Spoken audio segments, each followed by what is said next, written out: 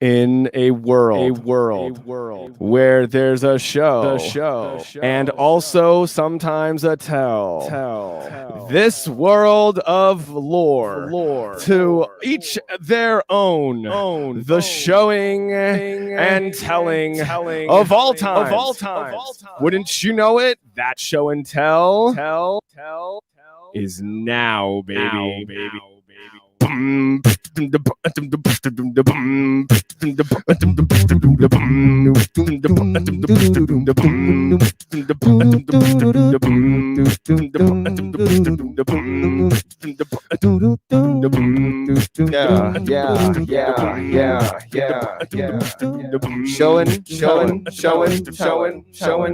Showing. Every day I show and tell. Every single day I show and tell. Yes, I show and tell. Give them hell, because I'm showing and I'm telling. Tori Spelling once wanted to be on show and tell, and we said no. Too famous. She's too dang famous for us. Tori Spelling too famous for us. Yeah, if you're too famous, get the F out of here. I said, get out of here, Tori Spelling, because you're famous. Too famous for us. So get on out of here. Get on out of here, Tori Spelling. Too famous for show and tell. Get on out of here, Tori Spelling. Too famous for show and tell. Get on out of here, Tori Spelling. Too famous for show and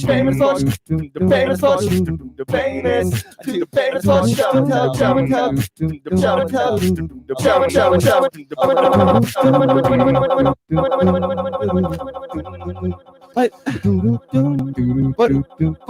But why can't I be on show and tell? I love show and tell. I've always wanted to be. My name is Tori Spelling. I've always wanted to be on show and tell. Can't do it. You can't do it. If you're too famous, get on out of here right now. I said, too famous, get on out of here right now. If you're too famous, get on out of here. I said, get on out of here, Tori Spelling. No, we have nothing against Tori Spelling. It just rhymed with tell. Spell rhymed with tell. So I thought I would, just kidding. F that. If you're too famous, get gone. Get gone.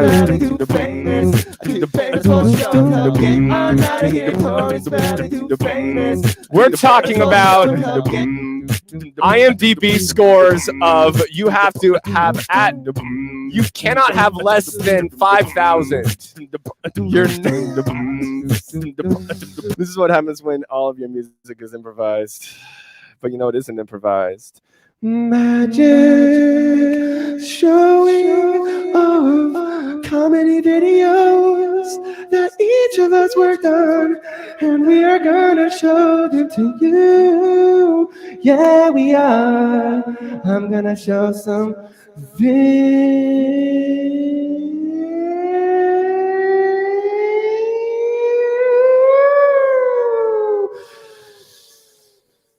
It's time for show and tell. Time for showing and the telling and the showing and the telling. Time for show and tell. Showing and the telling and the watching and the telling. Time for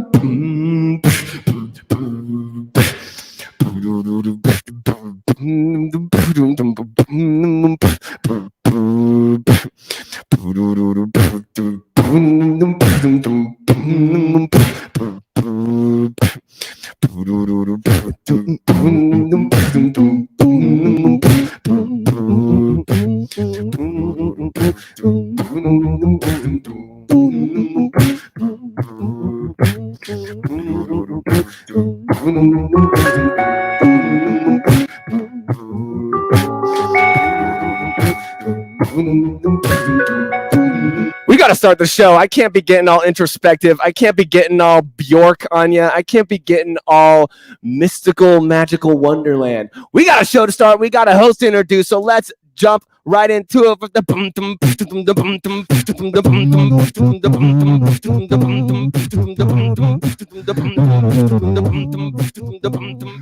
Show and tell, it's happening. Yeah.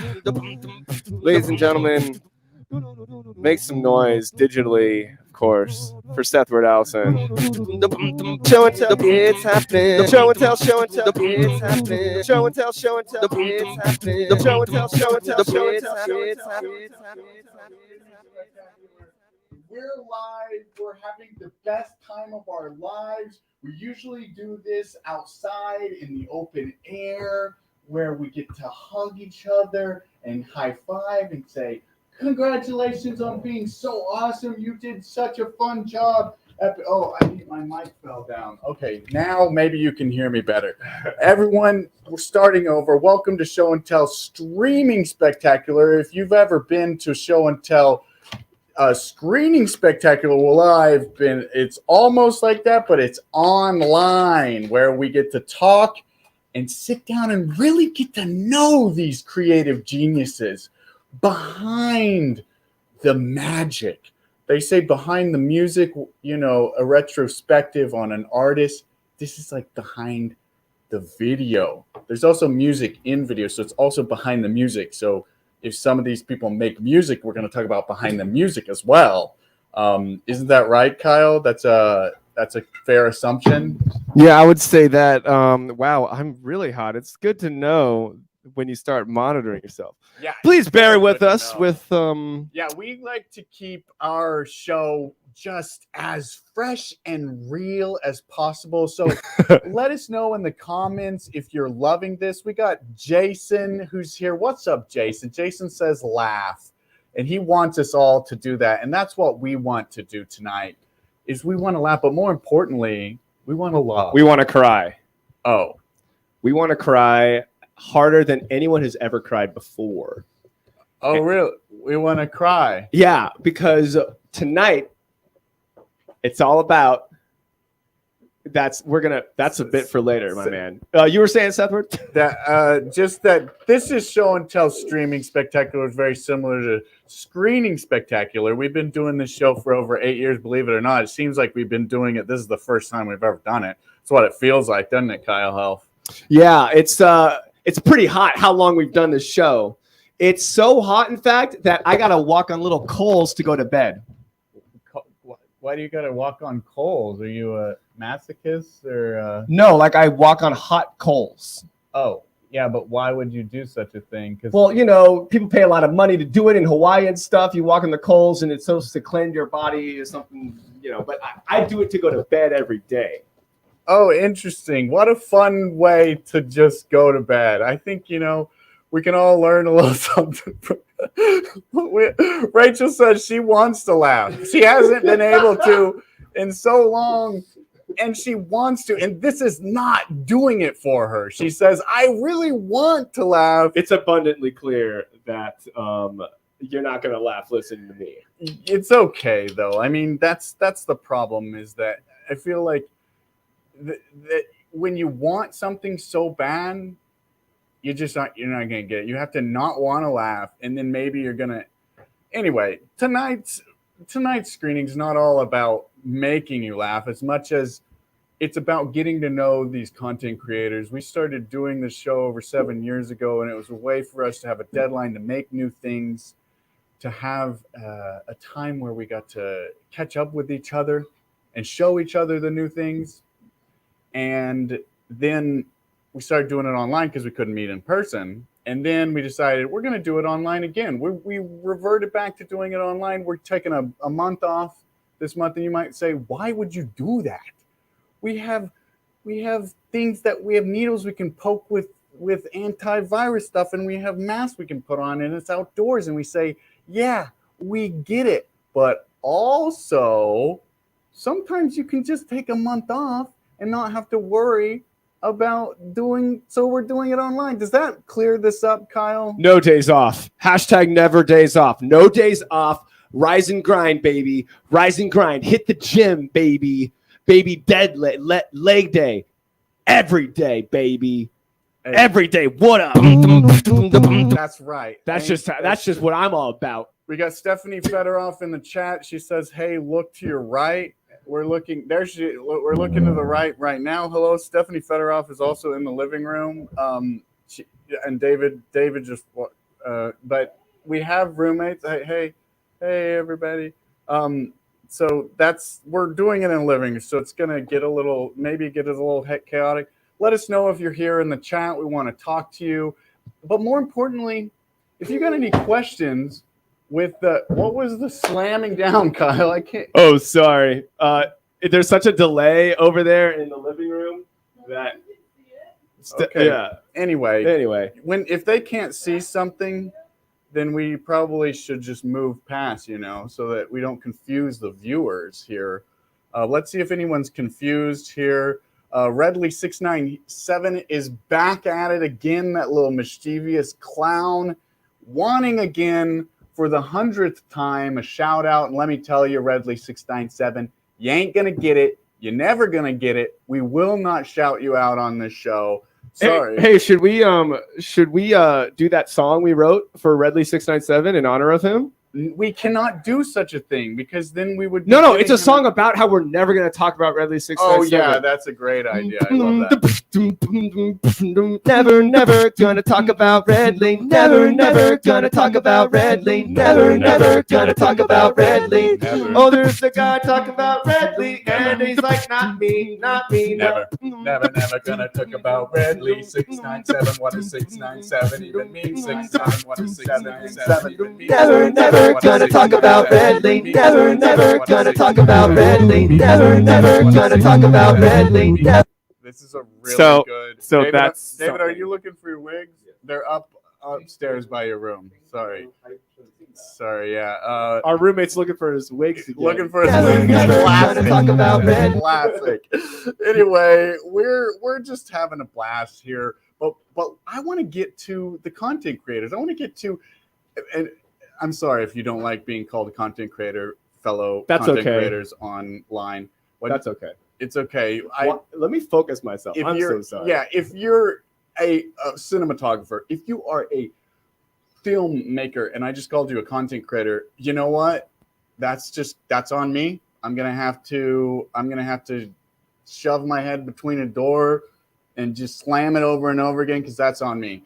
We got some amazing filmmakers this evening that we want to catch up with. We want to get to know. We want to see what have they been up to, and also, have you been creating? Have you not been creating? Have you been getting a creative block by some people I know? I know some people have been getting a creative block. Did you have work done? Does something look different with your hair? Did you get some kind of work done? Like, did you get hair surgery? I'm kind of looking at getting some hair surgery. Did you cut it? The extra clips from your film so we can watch them shorter cut? Yeah, actually, that's something I want to talk about a little bit later. We've been experimenting with some delegating. Horrible at doing that. And I want to talk to you guys about, hey, here's a thing called delegating. Ever heard of it? Max Goldcamp's in the building. Yeah, I never talk about Redley697. If you've ever seen the streaming spectacular, you know Redley697 likes to get up in here and he just gets wild. He was right there. I don't know if that's Redley697. I don't know who There's that guy right there. He was just on the screen. It's just like he's always wanting to shout out and he gives us nothing in return. So we want to say, hey, we want to give only shout outs to filmmakers who are making things, who are getting out there and accomplishing the impossible. And so if that's something that you do, come join us. We're going to put the link in the chat. If you are making something and at some point in time you want to come into here and talk to us, then just hit that link. It'll send you to StreamYard and we'll talk to you. It's going to be a little bit later. I'll put the link a little bit later because first we have a couple people who are on deck who's ready to go. So Kyle, should we get to this? Yeah, let's jump into it. Let's freaking ham it up tonight. Tonight, guys, we're gonna ham it up. Wait, real quick. This is just really getting to me, Kyle Helf or DJ Kyle Helf. What do you like to be called? DJ Quelf, DJ Kyle Helf? What's your deal? I like to be called your worst nightmare, my man. All right, worst nightmare. I mean, my worst nightmare, sir, my worst nightmare. Another quick question before we get this show started. What is this white rectangle you have on your screen? Oh, that's our sponsor here. Let me switch up the. There we go. All right. Donk, donk, donk, donk, donk, donk, Sponsor post now. I don't think we have a sponsor. Ladies and gentlemen, do you always find your throats just so mad at you? Well, fret no more, because So throats aggressive. will never be nary again be a grumpy time. For with a Ricola, you can get all that stuff hammered out and Yeah, match it up. Get it matched up. There it is. It's so out of focus, though. Well, if only Show and Tell had a budget for a camera operator. We also What if I did this? we need a camera that's not cutting off. It's not even 16 by 9. It's like cutting off and getting these black bars on you. What? Your camera's garbage.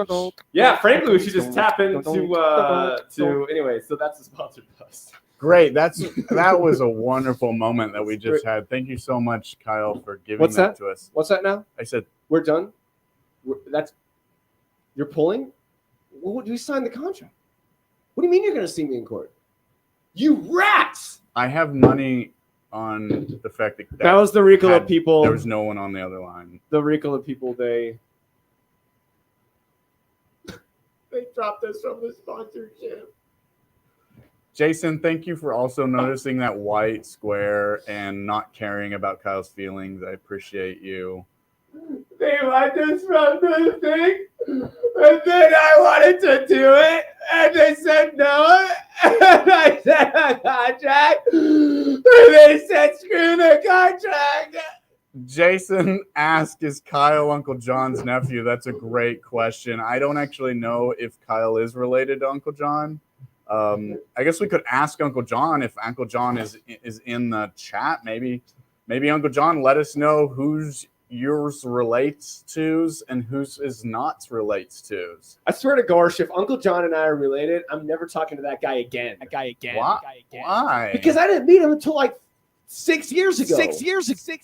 Where were you for the first 12 years of my life? That's true. He was kind of you missing in Uncle, if you know what I mean. I've been looking at the wrong camera for the wide shot this whole time. Start over. All right, let's get to our filmmakers. Ladies and gentlemen, all the way from another country, which we're going to have to get the download on this, on what country they're currently in. Show and Tell. He's been a regular on Show and Tell for, I don't know, many times. I don't know how many years, but we're going to bring up Will Dove here. He said, just as a preface, he's got some internet connection issues, and this is going to be magical because we have way more than just internet connection issues. We have connection period issues, just all sorts of issues generally. So let's bring him up. Ladies and gentlemen, it's Will Dove. How are you, Will? I'm doing great. How you doing, Seth? Oh my gosh, it's so good to see you. Thanks for coming. To see your face, man. It's always nice. So you're in Argentina. Where did you say you're in right now? See, we got connection, a little bit of connection issues. Okay, so, but we're okay because we're having fun through it. I want to talk to Will just a little bit about Tijuana. Okay, that's all we got. We needed. We heard it. We heard just the juiciest part of it, and now we know. But that's what's really awesome about being able to do it streaming spectacular is that one of the rules of Show and Tell is you got to be at the event to present. And so it's really awesome that we get to see you and get to catch up with you, even if it's in between lags from so far away. This man is pixels, baby. Show and Tell. Yeah, what's up? Show and Tell. Anyway. But I will, Yes, I'm just going to give you some time and you just talk as if we're not even here, and we're going to fill in the gaps in between the lags. So Tell us a little bit about the project you've been working on, and maybe repeat yourself every once in a while because we're probably not going to get it all. Yeah, and talk in the deepest voice possible. Okay.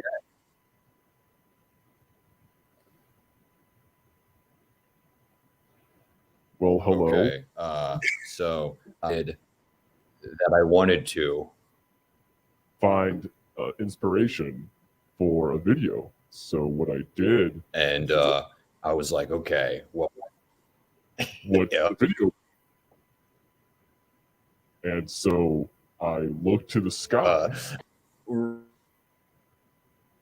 We're gonna just do something, a video about birds. let me write down what I'm looking at, and I'm gonna, and hopefully people, maybe Watching this will think, oh, I love watch it one birds. day, but it was way harder. To find a bird that I could use. So what I did was I built a bird. In drawing everything I could see, And then there was no bird in the drawing. and it was it was in Indescribable pain I was in trying to figure out how. and there you go. That's about it. This Put on is a list. okay, Jason. I don't know if you'll ever be able to watch the playback on this, but I knew what you were talking about because I've seen this video. Kyle had no idea because he has not seen this video, but he was the one trying to fill in the voice on what you were actually saying. But like it was actually very entertaining, regardless if people were able to understand it or not. To be honest, Yeah, and if we're all like speaking bluntly here, it was obviously a moment that I peaked during this show. Show and tell, show and I tell. think It's that's- happening. it's a little early to confirm or deny that, but I would say that's very likely. It's gonna be probably the best. I thing. mean, with that bit under my belt, plus when Stephanie was stroking my face while I was weeping to death, we could say that I'm having a killer show. I Show and don't, tell, show and I tell. don't know if you can weep to death, but Okay, don't stand in my way, patriarchy. I wanna show the video. Will I want to just cut to the video because and should we watch the full thing or should we hold up and show just a little segment of it, maybe the very beginning of it? Yeah, let's just watch just the beginning. Okay. We'll watch the beginning and then And also, Kyle, you're like the funniest. No, it's still on him. You've seen it, so whatever you think's the best part. okay, great. Yeah. We're gonna play through. Actually, let's go. Let me give a little bit of. I gotta share the screen, so it takes a little bit to go here. Kyle, do you have anything to say while I pull this video? I just want to know if you could let us know in the comments. Am I too low now, or is this what's happening? I can't hear anything. What do you mean too low? I don't know. Oh, there's me. There it is. Yeah, Oh. you're a little too high. Turn your whole thing on your thing down. Just Okay. There we go. All right. Sorry, Will.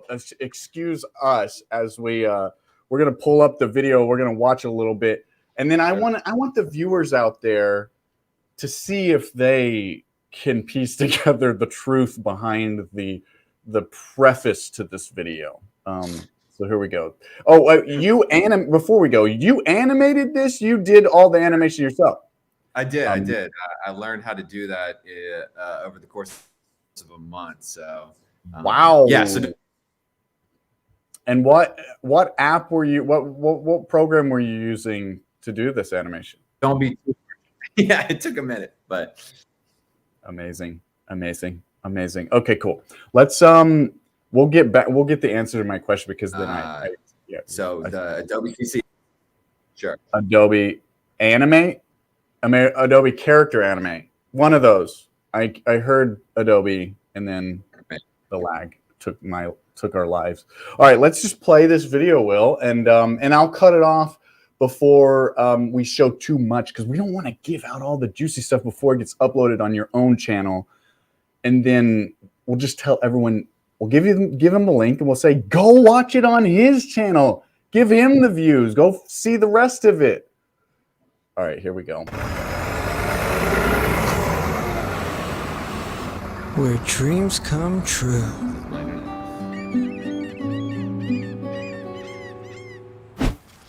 God damn it. Where did I put it? Ugh. Hey, youngin', can you give me a hand with one of those beautiful, slender hands. Oh, yeah. No, thank you, sir. God damn it, I'm getting too floppy.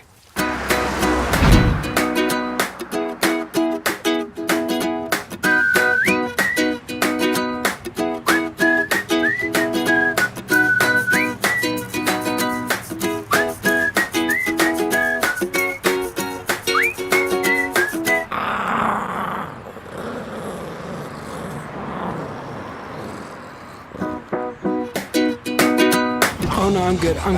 Oh, well, don't. Because of the Lord? No, please. Okay. Oh. Hey, can you give me a piggyback ride? I'll rub my coochie all up and down your back. Are you serious? Mm-hmm. Did you just queef? Hey, I'm a lady. They're called Cuda Poodas.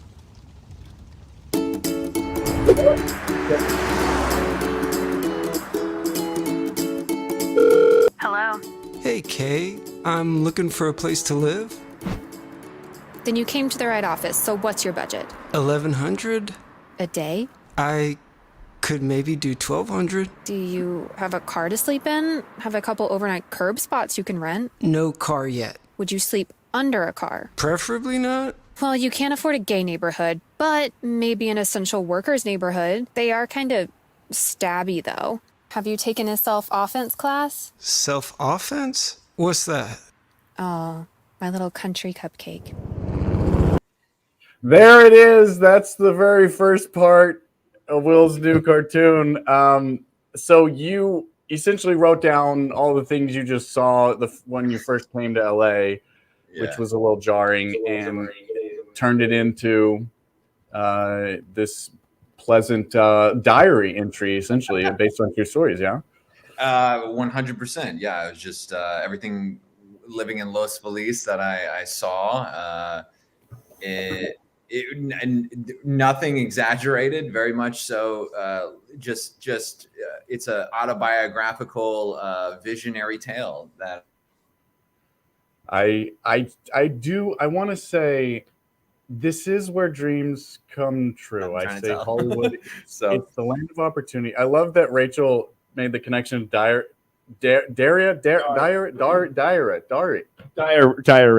Daria. No. It's The Daria. cartoon character who she looked so similar to. So I was like, yes, I love it. But yes, I was like, I'll never forget. There's this. When I was in junior high, I had a teacher who was like, I was telling everyone, I'm like, I'm going to LA. I'm going to live in LA after high school, whatever. I don't care. I'm going to make my dreams come true. And I remember specifically there was my telecommunications teacher. It wasn't called telecommunications in high school. That was college.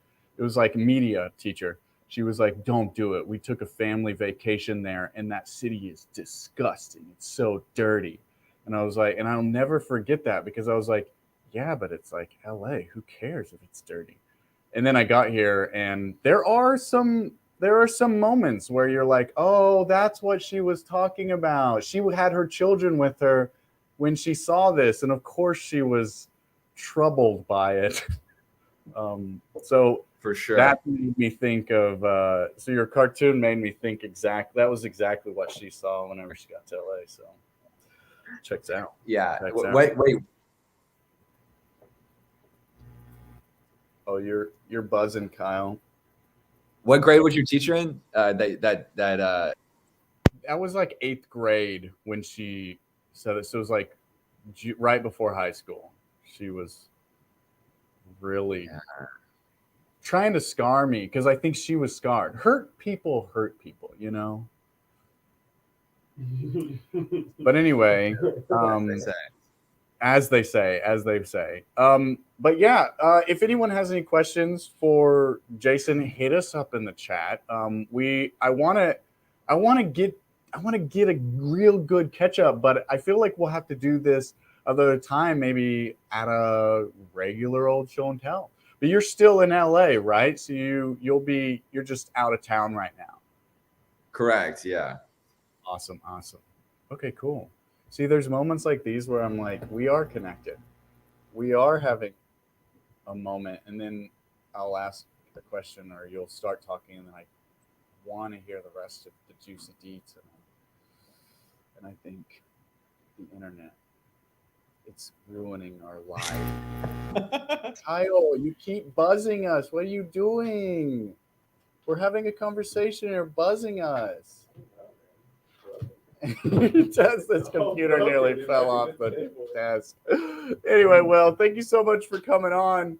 Appreciate you. Thank you for sharing your art. Go follow Will right now. He's his YouTube.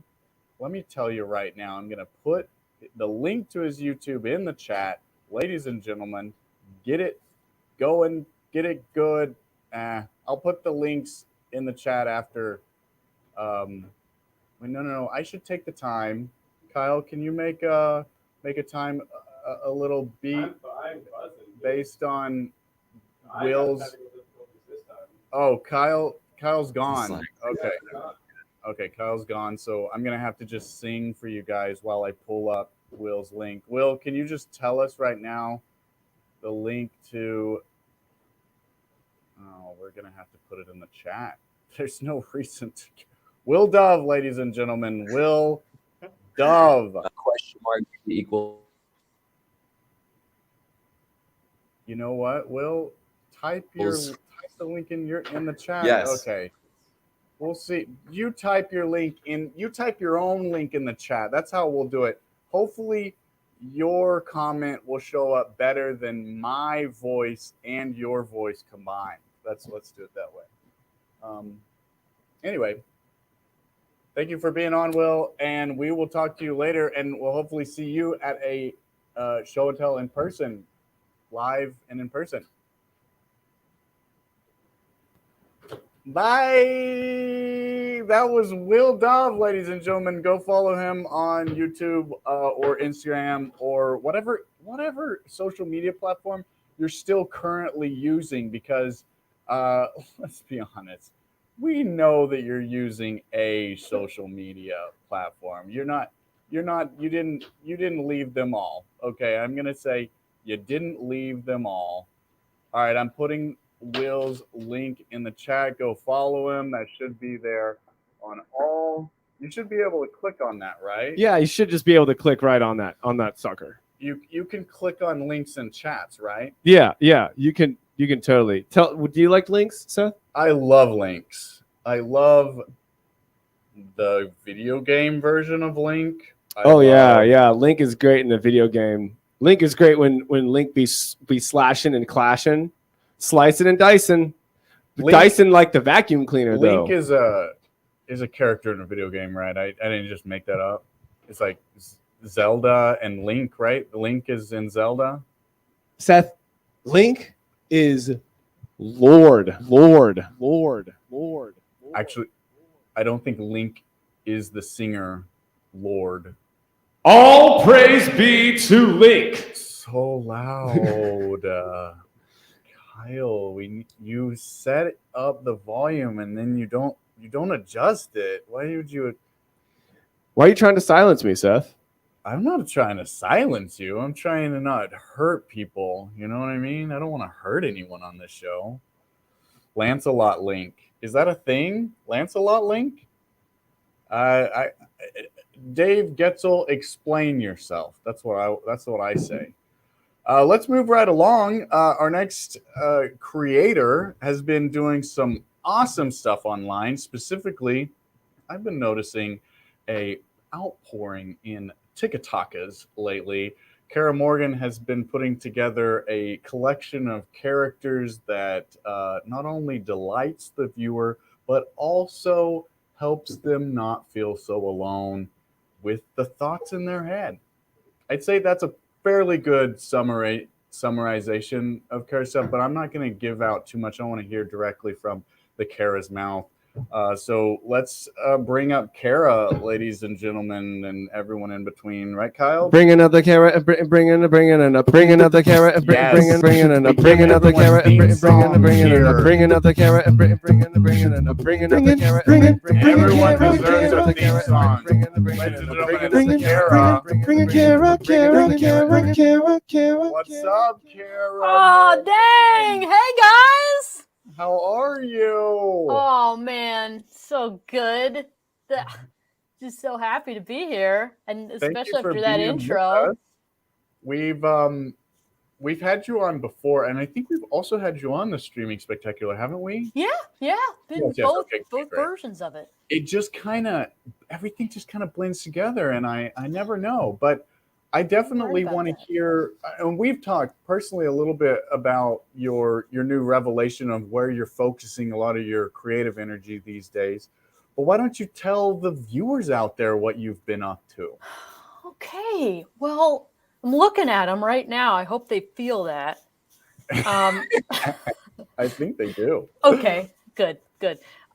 Seth, what you said was awesome, and I'm seriously honored by it. No. Yeah, I think that's exactly it.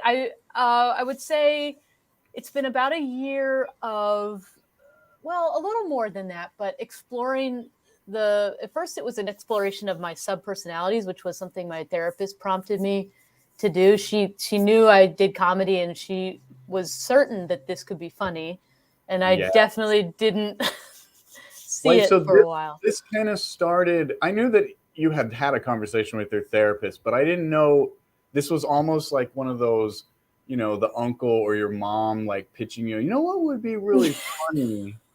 It was one of those from your therapist? Well, exactly, except that my therapist also is an actor. I mean, of course, in LA. Oh, okay. So they weren't out of left field being like, you should talk to Tom Cruise.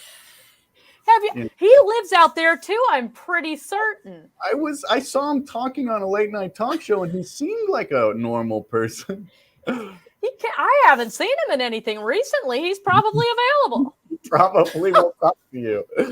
Okay, so they're also a performer actor. Yes, and actually something that happened that was so funny, a tiny sidebar, is I love Frasier. But I hadn't seen the last season entirely, and I was watching it with my friend like online, and my therapist showed up in a Frasier episode in season 11. And yes, blew my. I mean, it was one of these things where you're like, the reality. I don't know.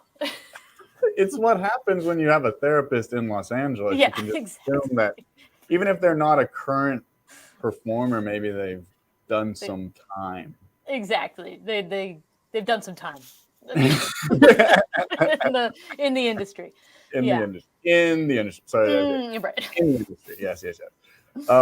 So they were like, you should do some of these things that you're working through. Maybe it'll help you, I guess, define, things like OCD and stuff that you're struggling with. Yeah. Well, and actually this was prior. This therapist did not think I had OCD. So it was prior to the OCD diagnosis, but it did kind of, I think the work really, I mean, she was awesome. I don't blame her for not knowing. And she just starting that work, I think kind of paved the way in some ways. And then when I became aware of something called Relationship OCD, which is, with this clip we're going to show, that's when I was like, I didn't even know it existed. And that's when I was like, oh my gosh, I definitely have that. And that was kind of like my entrance into, okay, so I got to find someone that specializes in OCD and find out if I have this. And so that was like about a year ago. And that's when it felt like it just sort of hit a stride, because that subpersonality, I had done a bunch before that one, but that one I called the perfectionist. And I called them that because they're kind of ambiguous. Sure. Yeah. Gender. Yeah. But because I didn't know if I had OCD, and I know that's a very serious thing, so I wasn't going to call them that. But once I did know that, and just even doing that character, the perfectionist, was it struck such a chord with me and actually that character, this was actually a coworker that was like, what about the perfectionist? You should do the perfectionist. And I did not want to do it because it just felt too negative and not funny, you know? Right. But when I got the first idea to do it, it was like, oh no, that could be funny. And then it just was this kind of perfect synchronizing of something that has gone very deep in me throughout my whole life, is this like need to get things right. Just this, internal, and then it also ended up like really connecting with people in a way that, I mean, it's wild how you can like educate people. I mean, I of course didn't know what relationship OCD was either. And I'm sure there was a lot of your viewers that are like, oh my gosh, I have this same thing. And you so clearly defined it by putting a face on it, literally a character to that emotion, that feeling, that it was like, of course, like so many people connected through this like didactic way of showing, teaching and showing at the same time. I love it. Thank you, Seth. Thank you. It's kind of an unexpected sort of, I mean, because I set out to make something funny. Like that's always the first thing, is what is this funny? And I'm not going to consider it if it doesn't seem funny to me. Yeah. But what a wonderful thing to discover that, people do want to hear actually about what I'm struggling with. And I think they want to laugh too, because ultimately we all, whether or not, certainly not all of us have OCD, but I think especially coming from this pandemic and, we have all been through a lot, and whether it's just anxiety or who knows what, it's like, it's helpful to laugh at it. Yeah.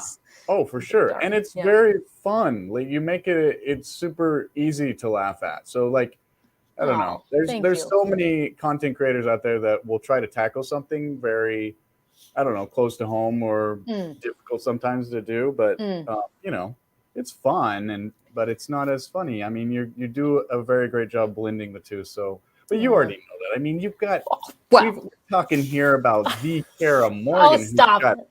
Come on, high praise coming from you. You know what a fan I am of you. Of people have been.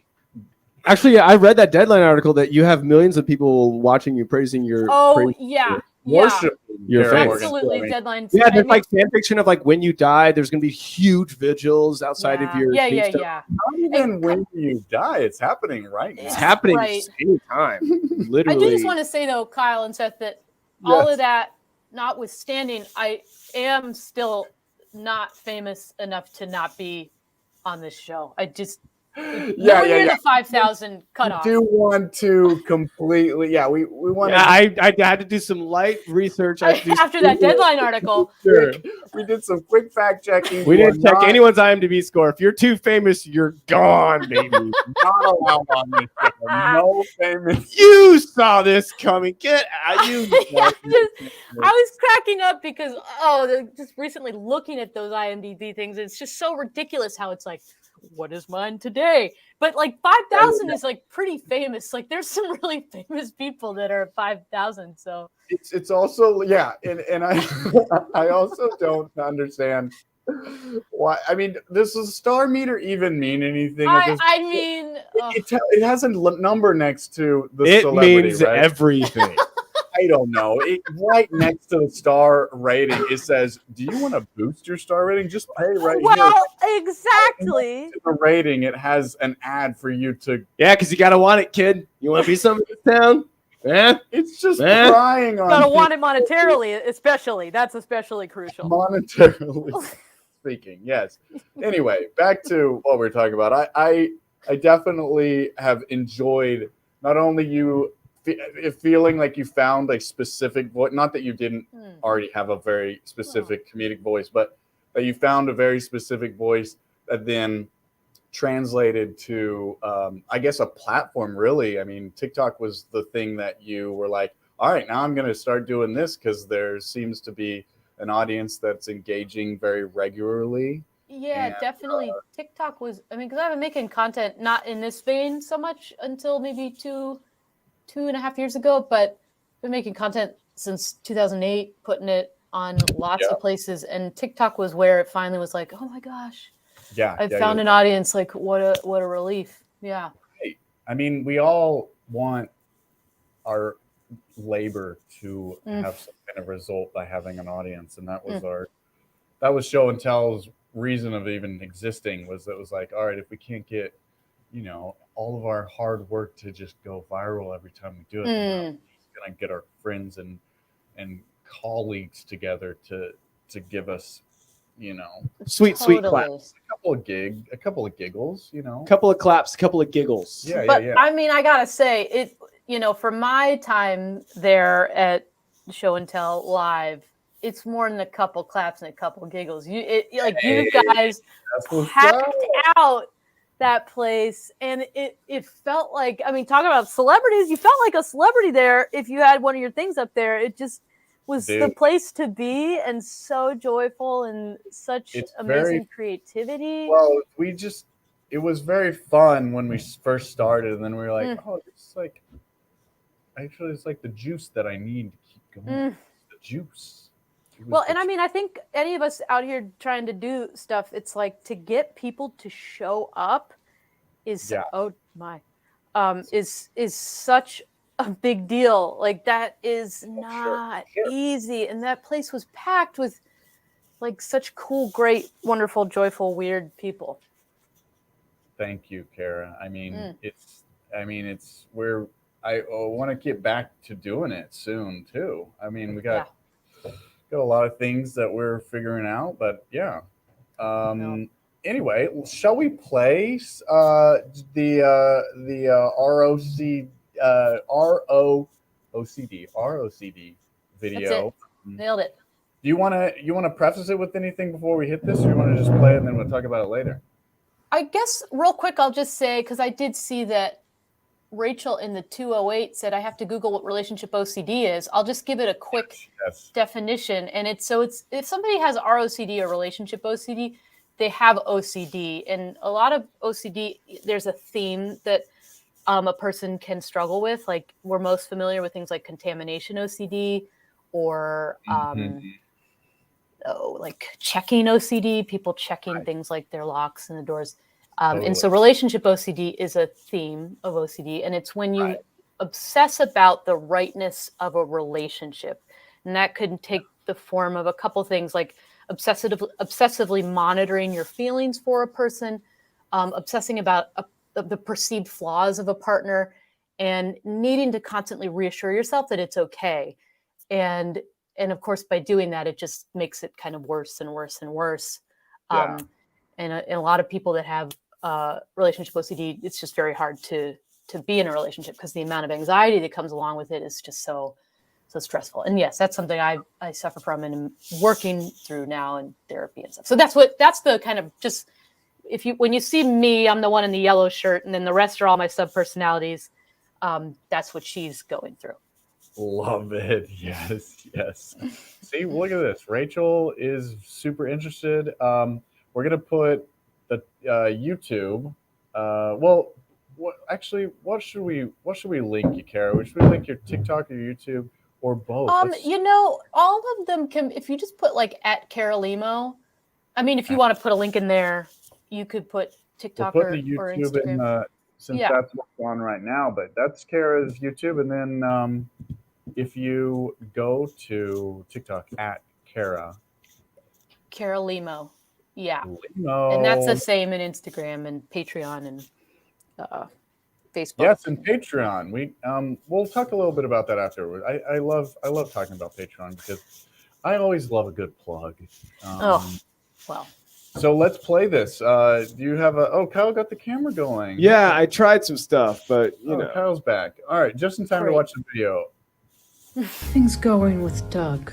Okay. Hey, how about we let the data do the talking? Okay. I'll give you the cliff notes. The relationship only has a 13% chance of long-term success.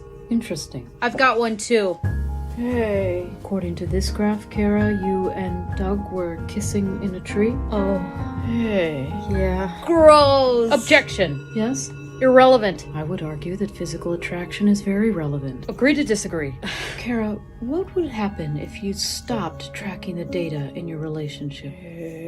What? Stopped keeping track of your good and bad moments with Doug. I'm sorry, but if I don't keep track of this stuff, how can I know if he's the right person? An excellent question. I would argue that all this data is keeping you from being present with Doug and experiencing the relationship. How can you judge something if you've never truly experienced it? You're here.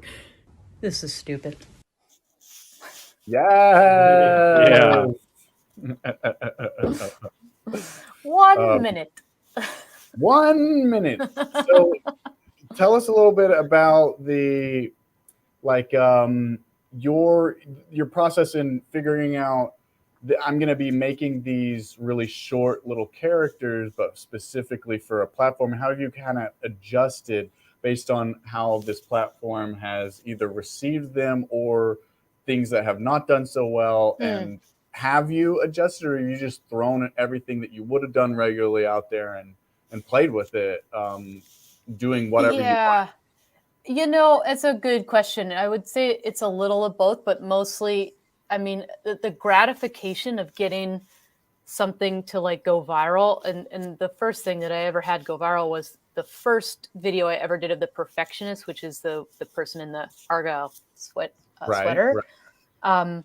That gratification is like people. I mean, it was a great combo of something people liked and also that was so near and dear to my heart. So I definitely dug into that character because there was such a great response. And it's been interesting characters that I love that have not gone over well on TikTok. Like Dottie Dooge is a character that I love. She's the one that's obsessed with the Dodgers. Yeah. It just never does well. And so, yeah, I don't do a ton of her. I'll tend to, I'll keep bringing her back because I do love her so much, but Right. I'll definitely, like, the characters I think that have landed the most on social media are the perfectionist, the inner child, the ego, Sir Brad. Sir Brad popped in at the very end there of this video. Anxiety. Anxiety is the one with the fluffy hair. So I will, it's just essentially done more of a certain character because people are like asking for it or very responsive to it, and done less of a character that not canceled the character, I guess. Right. I think it's especially if I also like the character. Like I love doing the perfectionist and I love doing the inner child, so it's like no problem. I love doing Sir Brad, so yeah. And I will say too, I found that I did this whole involved thing on TikTok in like March to, or maybe April to like July, that was a narrative arc, like a major narrative arc, and that did not do very well. And it was like, oh really? Yeah.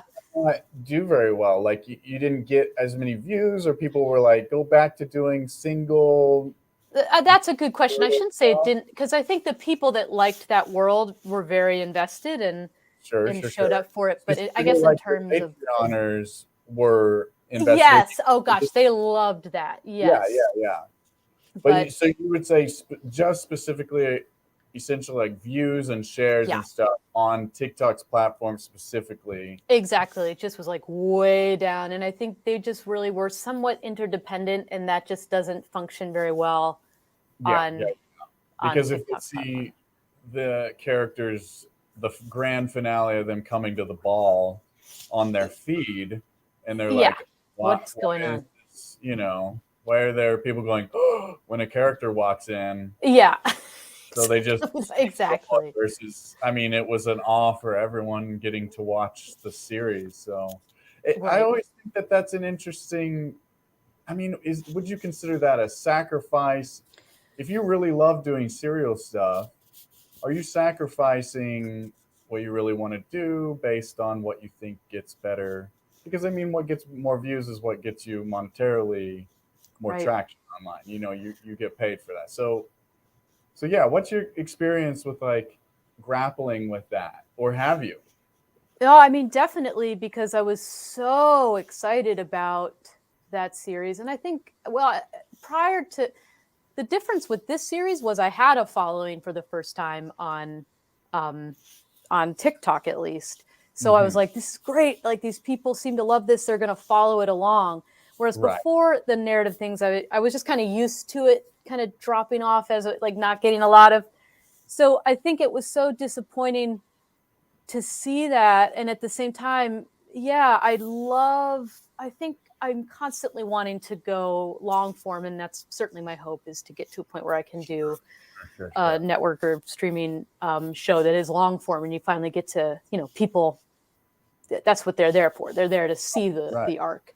But yeah, I think it's something I have to keep reminding myself, because it's so easy to feel, I so easily fall into this like trap of, if something doesn't perform well on social media, it's like, I did something wrong. And it's like, well, not necessarily. I didn't necessarily do anything wrong in the sense of what you and your evolution as a creator are doing. So yeah, I've definitely struggled with that. And I think I'm kind of at a place now where I'm playing more by the social media rules and hoping to be able to get out of that into a platform where the long form arc is just more accepted and expected. Interesting. Okay. What's the future? What is your immediate future, I guess? Well, or long-term future. I want to know what you're doing next. Like, are you building more of these characters? You're going to introduce more characters? Are you looking to start pitching, putting together a pitch deck for a series that has these characters? What are you really gearing up for right now? Yeah, thanks. Well, I am working on 2 different pitch ideas right now. One that definitely centers on primarily the perfectionist, but it would be like a sitcom type. So yeah, I'm working on that with a friend, trying to the other characters. So it'd be like you, Eddie Murphy style, in like how you do your specifically just the perfectionist and then a cast of other people. Yeah, I'm working with a friend who's got a lot more experience than me in like writing in the industry, and he's very much encouraging me to keep it about me and the perfectionist. So, but our last meeting, he did feel more open. I mean, again, I can do what I want, but it's kind of like what my goal in terms of your question.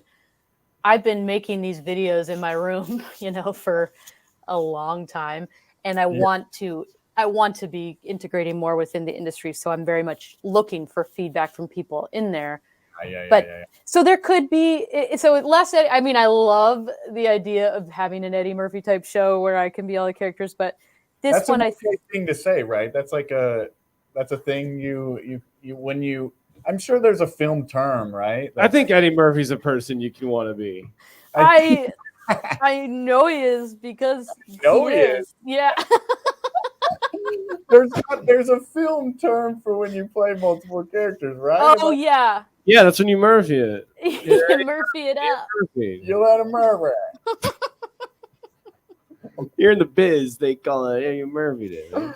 Oh my God. Yeah, you got to be in the top 5,000, below 5,000 or below to know that. We're all dangerously pushing 5,000 right now. We might have to ourselves off this stream. That's true. Seriously. From the beginning of this stream to now, I think everyone who's been on this stream has acquired. My manager's losing her mind. She's like, "What?" Well, we're just watching ding, ding, ding, ding, ding, ding, ding, ding, ding, ding, ding, ding. The notifications are so annoying. There's so many people following. Knocking off people right and left. Bradley Cooper knocked him out. Knock him out. Oh my gosh! Wait, you were saying something and then we interrupted you. Oh no, yeah. So that concept involves my characters, but is a little more grounded than this world where it's like entirely all the aspects of my head in one room all the time. And then another show is more of a kind of comic narrative dramedy sci-fi thing that I'm working on with another person that the sort of perfectionist-esque character is who I would be in it. And yeah, I would say that's like for sure my dream for the next step is going there, just because of kind of what we've discussed, the limitations and the limitations, because it's funny to use that word since I feel for the first time like I have an audience, but I feel myself catering what I want to make to what will succeed on a platform. And Sure. first of all, that means a 1 minute thing. Like things more than 1 minute, just you can't even post in some places. And Right. so right. that obviously limits like Oh man, yeah. what I've been you can- trying to figure out what is the minimum because you can do up to a minute on TikTok, right? Or can you do you can do more than that, you right? can. I think everybody now can do up to 3. There was a period where they were like phasing that in, and but I see a lot of videos over a minute. So Yeah, but then Yeah. there's just like, does it get many people seeing it? Or does TikTok like stifle it if it's more than a minute? I heard things like that, and then if it's more than 15 seconds, you don't get as much potential for you. Oh, interesting. Yeah, I don't. But it's really about what I was looking at, something that it was about. It doesn't matter how long it is. It's about the longer it is, the less opportunity your video has to have watch time percentage. So based on how long they better have watched at least 60% of it. Oh, yeah. And so if you have a 10-second video, you have to have 95% of it watched, or else it's bad news. Like stuff like that. Interesting. Into this analytic that I'm like, do I need to know this? Is this distracting me from making, or is it helpful to know to make things that get more views? Like, I do not know at this point. Right. I know it is such a, I think at this place in our, careers, that sounded very fancy, but I just came out with it. It's like such a tightrope because it is currency. I think having a good following on social media is a major currency, but it's nobody sets out in this world wanting to tell. A few of us want to tell just 1 minute stories. I think there's most often more you want to tell. So it's like, how do you leverage that in a way that doesn't stifle yourself is where it's important for us to figure it out, because that's where we are right now. And then here's a question. Here's a hard question. Do you find that maybe altering is only a negative because we view it as a negative, because we have this idea of selling out or conforming to what people want versus what we really want? Like, or are we doing what we really want because we're making videos? And when you say altering, do you mean like altering content like we've been talking about? Yeah, like say people are like, we only want to see this character. You made the character to begin with. You like doing the character. So you're not doing something you don't like, or even like doing an ad. Like if somebody buys, a spot on your TikTok and are like, hey, we want this branded thing. I mean, I'm at a point where I'm like, you know what, I would do an ad for sure for a game, or I would do an ad for whatever. But whereas back in the day, I was like, I will only do an ad if it's like Soylent or Lego. Those don't. Like every day you emailed them both. I think you put it great the other day, Seth. You said, like, if some sort of lip balm wanted to sponsor me, I would want to sponsor them. I would know that they're a cool company because they like me. Absolutely. And like, I'm telling you, I'm dying to see that spot. Oh, I want to see a Sethward lip balm spot. It's pointless because you can't even see my lips. Why would anyone? No, but that see your bottom lip. I can see it. I can see it. Only bottom. I have no upper lip. That's why I have a mustache, because I literally do not have an upper lip. Oh, okay, that makes sense. The monster that it is. I didn't know that. But anyway, I've been grappling with some of these questions, and I love talking to you. Let's catch up more about this. Yeah. Later. This is a real joy. And I definitely want to talk more about Patreon. Go to Kara's Patreon and go patreon.com/Kara Limo. She's doing some awesome stuff. Got some awesome. You get to see a lot of her content before it goes on TikTok. What else do they get on your Patreon? What are you giving these people? Dang, I mean, if you join my Patreon, you give $4 a month. You get a postcard. And that's going to include a pterodactyl or some dinosaur and the perfectionist on it. beautiful drawing. Oh, thank you. Yeah, I've been working on my pterodactyls, and that's actually a really good one. I picked off the top of the pile. It's very fun, and I like him. Thank you. Yeah, the purple and blue color combo worked well. Good as a keeper. And if you give $10 a month, you get to interview the character of your choice on a live stream on Instagram. And if you want to be a member of the roundtable with Sir Brad and actually inspire content I make, we have this Zoom call where we talk about an idea and then I make a video based on feedback, and it goes from there. There's other perks. Amazing perks. Amazing. So go check that out. Kara, thank you so much for joining us. Are you kidding, Seth and Kyle? It was my pleasure. It was a joy. Rock and roll, Kara. We love you dearly, and we can't wait to see you on our next show and tell, normal show and tell. Regular. Special show and tell. This is our super, super special version. So anyway, we'll see you later, Kara. Thanks for stopping by. Bring a Kara, bring a Kara, bring a Kara, bring a Kara. Shakira. Was that Shakira? She is way too famous. Way too famous. Yeah, well, Shakira is, but not Shakira is perfectly famous just enough.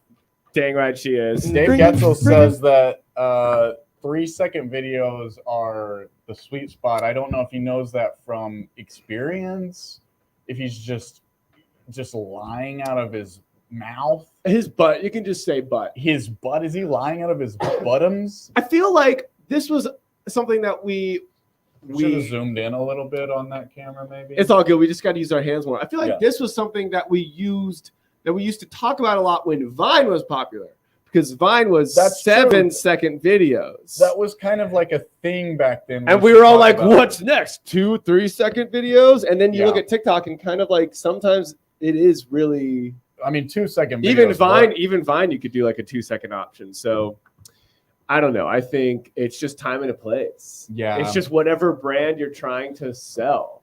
I think like, what brand are you trying to sell, Kyle? Really quick before we go I think it's abundantly clear. I am still figuring it out. Figuring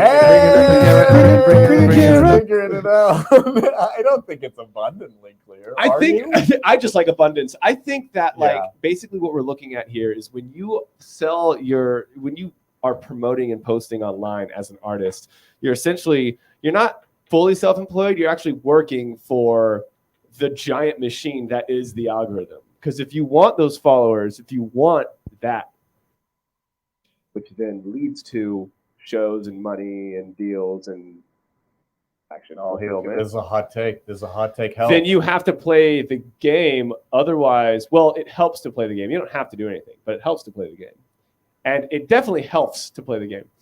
But I don't know. I think like you don't set out. That's like the tricky thing if you don't like to play the game. Like I don't like to play the game. I don't post that much. But I definitely could play the game. Another hot take, Helf in it. I'm just saying the elephant in the room, my man. Elephant in the room, elephant in the room, elephant in the room, elephant in the. Rachel says, yes, people like money. Eating is fun. And I want to say, you know what else you can do? It's not that fun. From eating, you can drink. Like Kyle needs this in his setup here. Yeah, there it is. Okay, here it is. All right, get it in the box. There we go. Get some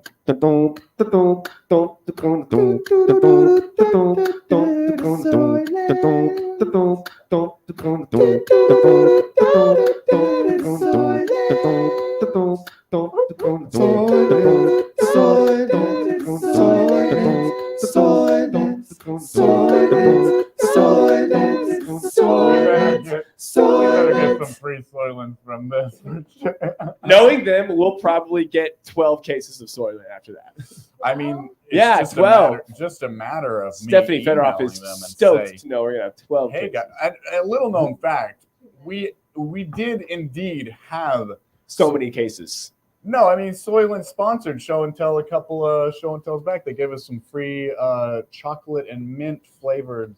It was Soylent Green. It was green flavored Soylent. It was the best Soylent that they make. Well, that's not the best. The best is the original, but Soylent Green's pretty good too. Anyway, Kyle, you got to say anything about that? This has been Soylent Watch, my man. It sure has been. At Soylent. You guys message Soylent. I need to see this right now. All right. Anyway, back to Show and Tell Screening Spectacular. And by screening, I mean streaming spectacular because we're doing a digital version. Hey, we're online now. So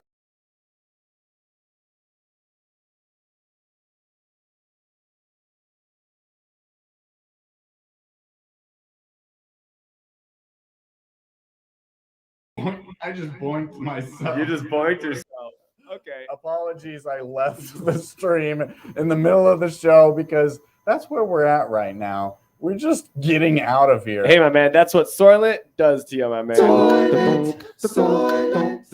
Yeah, it's hot. What I want to say, Super hot. I want to go back to our regular streaming spectacular and bring on our next guest. Ladies and gentlemen, he's a friend of the show, and he also, used to be the Show and Tell Screening Spectacular mascot. You know what actually kicked me out? But then what happened, huh? Well, what happened? Maybe he didn't try so hard, huh? Well, he didn't ask for it. It was clearly he didn't ask for much. He didn't try at. He was not getting any money for it, ladies and gentlemen. This was thrust upon him. Did we feel threatened? Maybe I felt threatened. You know what kicked us out earlier is that I pressed this button, which was supposed to bring on screen Soylent the rodent. No, not Soylent. Soylent the rodent. Soylent the rodent? Soylent the rodent. Soylent. Sorry. Soylent the rodent. Soylent. Wait, change it to Soylent. Soylent. There you go. Now we're on to something. So,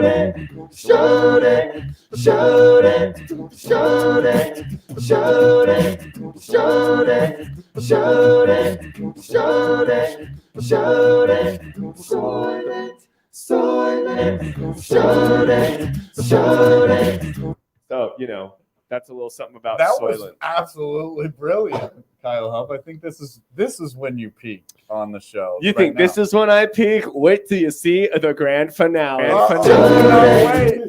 Anyway, let's bring on Mark Sipka. He used to be a mascot for Show and Tell Screening Spectacular, and then we realized we need maybe something less human to be our mascot. Oh, what happened, Mark? Oh, did you get replaced? No, don't make fun of Mark before he's even on the show. He's got to. Oh, are you sad that you're so replaced? Do not patronize our Mark. You wish you were the big, strong mascot, but now you're nothing. We love Mark. Ladies and gentlemen, let's bring on Mark Sipka, Mark Sipka, Mark Sipka, Mark Sipka, Mark Sipka, Mark Sipka, Mark Sipka, Mark Sipka, Mark Sipka. What's up, Mark Sipka? Gentlemen, it is so good to see you. How are you? Thank you for coming. We love you, Mark. We love you. We miss you. I miss you guys too. And I want you to know I never asked to be the mascot. I just want to make that clear. I also real convenient, Mark. It's real convenient. He didn't. He actually. It was chosen like a great nickname. Like you don't give it to yourself. And I was honored. Nobody asked me if I was okay with it, but I think everybody saw that I was having fun with it. And then nobody warned me of any replacing that was going to be taking place. I never got a T-shirt and I never got my own jingle. Yeah, no. But I'm not bitter. It's like being the icon of the Clubhouse app. Easy come, easy go, my man. Wow, that was a deep cut. That was a deep reference that I don't know if anyone knows. Hashtag Leah Lamar, baby. Oh, yeah. Hashtag Leah Lamar. Another the friend best of the icon show. of the Clubhouse. Yeah, I bet that probably. Back to Mark Sipka. Mark Sipka, thanks for being on Show and Tell Streaming Spectacular. We've got actually a couple of things to discuss tonight with you, young man. You've been a busy boy. Sorry, was that too much? I'm done with the bit. See, we got to continue with this. Yeah, we have another couple of presenters tonight, but I have we're gonna bring on Jim after Mark. Jim is backstage. He's been patiently waiting. Thanks, Jim. But Mark, your shirt is in the mail. I want to say that real quick. Jason reminded me. Kyle, can you remind me to put Mark? We need to get Mark's shirt. We need to put it in the mail. What are you talking about? I don't want to lie to Mark right now. Oh, the Remind me shirt. later, the shirt. Yeah. Oh yeah. Anyway, the shirt is in the mail. Is it a shirt with my own face on it? Yes, we're gonna make a Mark Sipka, but it's gonna say rejected show and tell mascot. Not rejected, just retired. Retired. It's gonna say shamed. No. It's gonna say Shame. Shame and tell. Shame and tell. shame and tell. Anyway, Shame Mark and tell, man, Scott. Manscott. Ooh, Yes, that was actually pretty good. Matty Case here says Mark's looking like an 80s icon right now, and ain't that? Oh, you know me, guys. I'm about to cue up a hot 80s power ballad that I can train to. Maybe some boxing, maybe more dancing.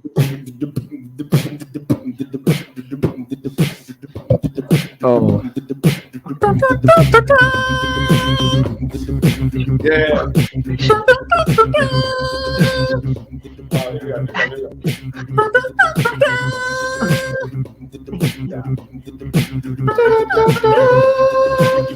Oh, there it is. All right, this is, Yeah, it's a slow build. it's a work in progress. It's a work. Yeah, we'll get it. We're gonna get there. You got the bare bones. You got the skeleton. Yeah. Dave Getzel series says he's jealous of Shodan. I think maybe Mark was probably a lot more personable than Shodan. Probably a better fit for show and tell as far as our values and how we are. I don't know, perceived to the community. I don't know. I think Shodan's got great values. He always speaks his mind. Okay, well, each everyone's own. I want you to know, Helf Dog, next time I feel an encouraging word brewing in my brain hole, I want you to know it's going to get corked. Okay, I'm going to plug it, and you're not going to get an inspirational word from me. Okay, you want a shoulder to cry on? It's removed. It's there's a block of ice there where my shoulder used to be. Go ahead and lean. Oh wow, he is cold as ice. Cold as ice. Cold as ice. Oh, my sin doesn't plug in. That's amazing. Thank you very much for this beautiful moment. I want to hear more about what Mark's up to. I want to hear you've been acting in a bunch of stuff. You've been shooting more regularly. You've been figuring out things. Tell us what you've been up to. I've gotten a good recap from Mark recently. I got the pleasure of having a conversation with him, but tell the people what you've been up to, Mark.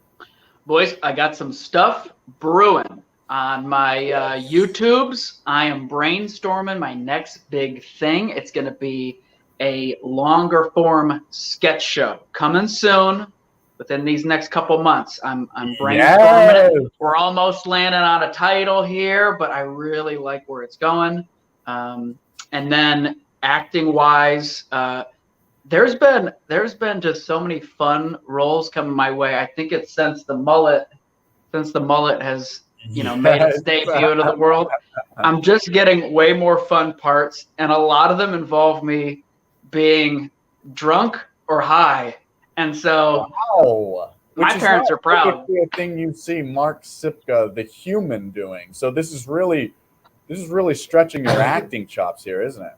Yeah, and I'll tell you what, I'm ready for it. I say bring it on. I say bring it on. It's just more fun. It's more fun.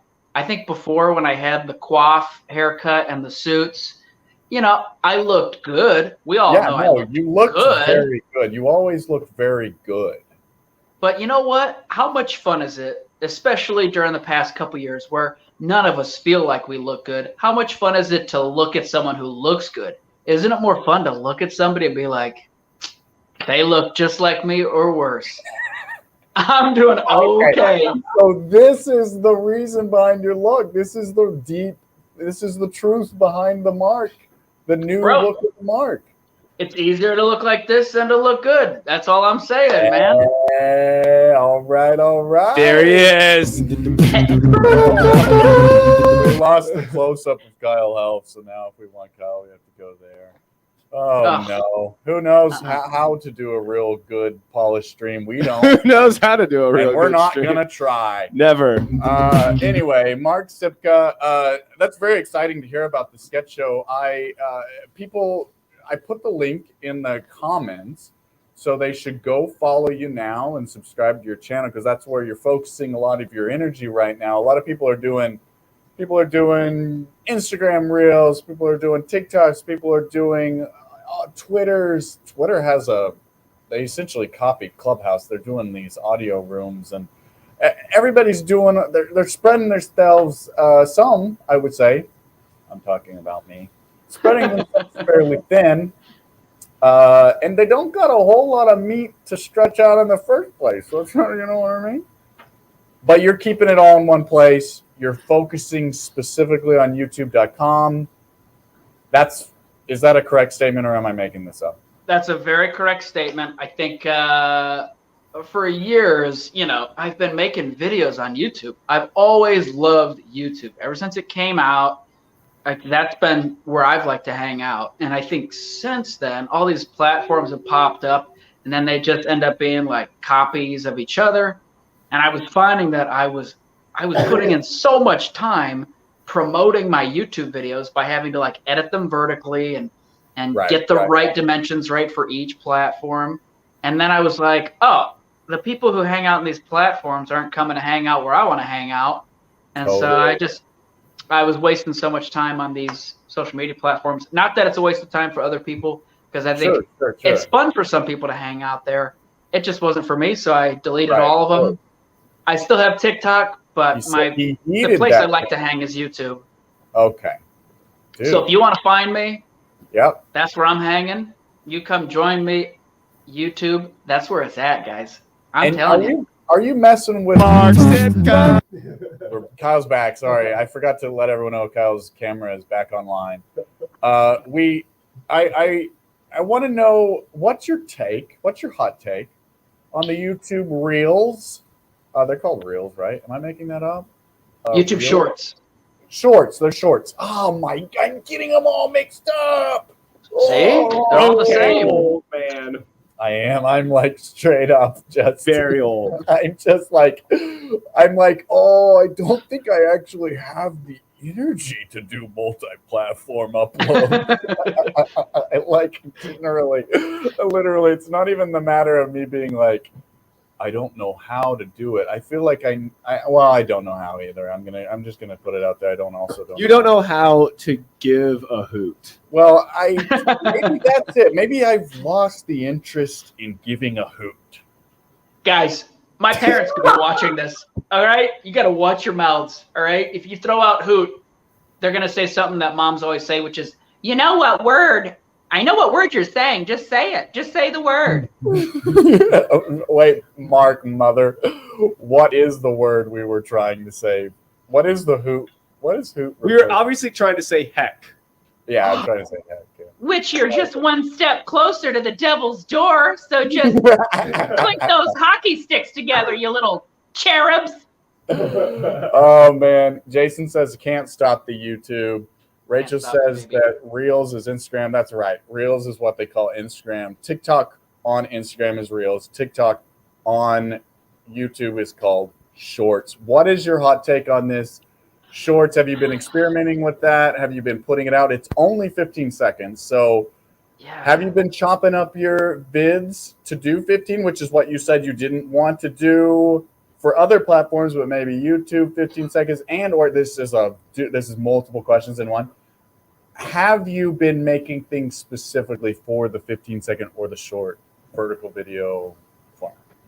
I have dabbled in YouTube Shorts, especially when they came out, but it was also at a time where I was making more vertical videos for TikTok and Instagram and whatever, and so I was just taking them and putting them on there, and you get some traction depending on what it is, but I don't know, it is hard because I loved that YouTube was just sort of always its own thing. I wasn't really a fan when they started sort of turning into I still wouldn't consider YouTube social media. That is it was weird when they started adding you could post your can you post your story on YouTube? It's not for everybody. I don't have that feature. Oh, really?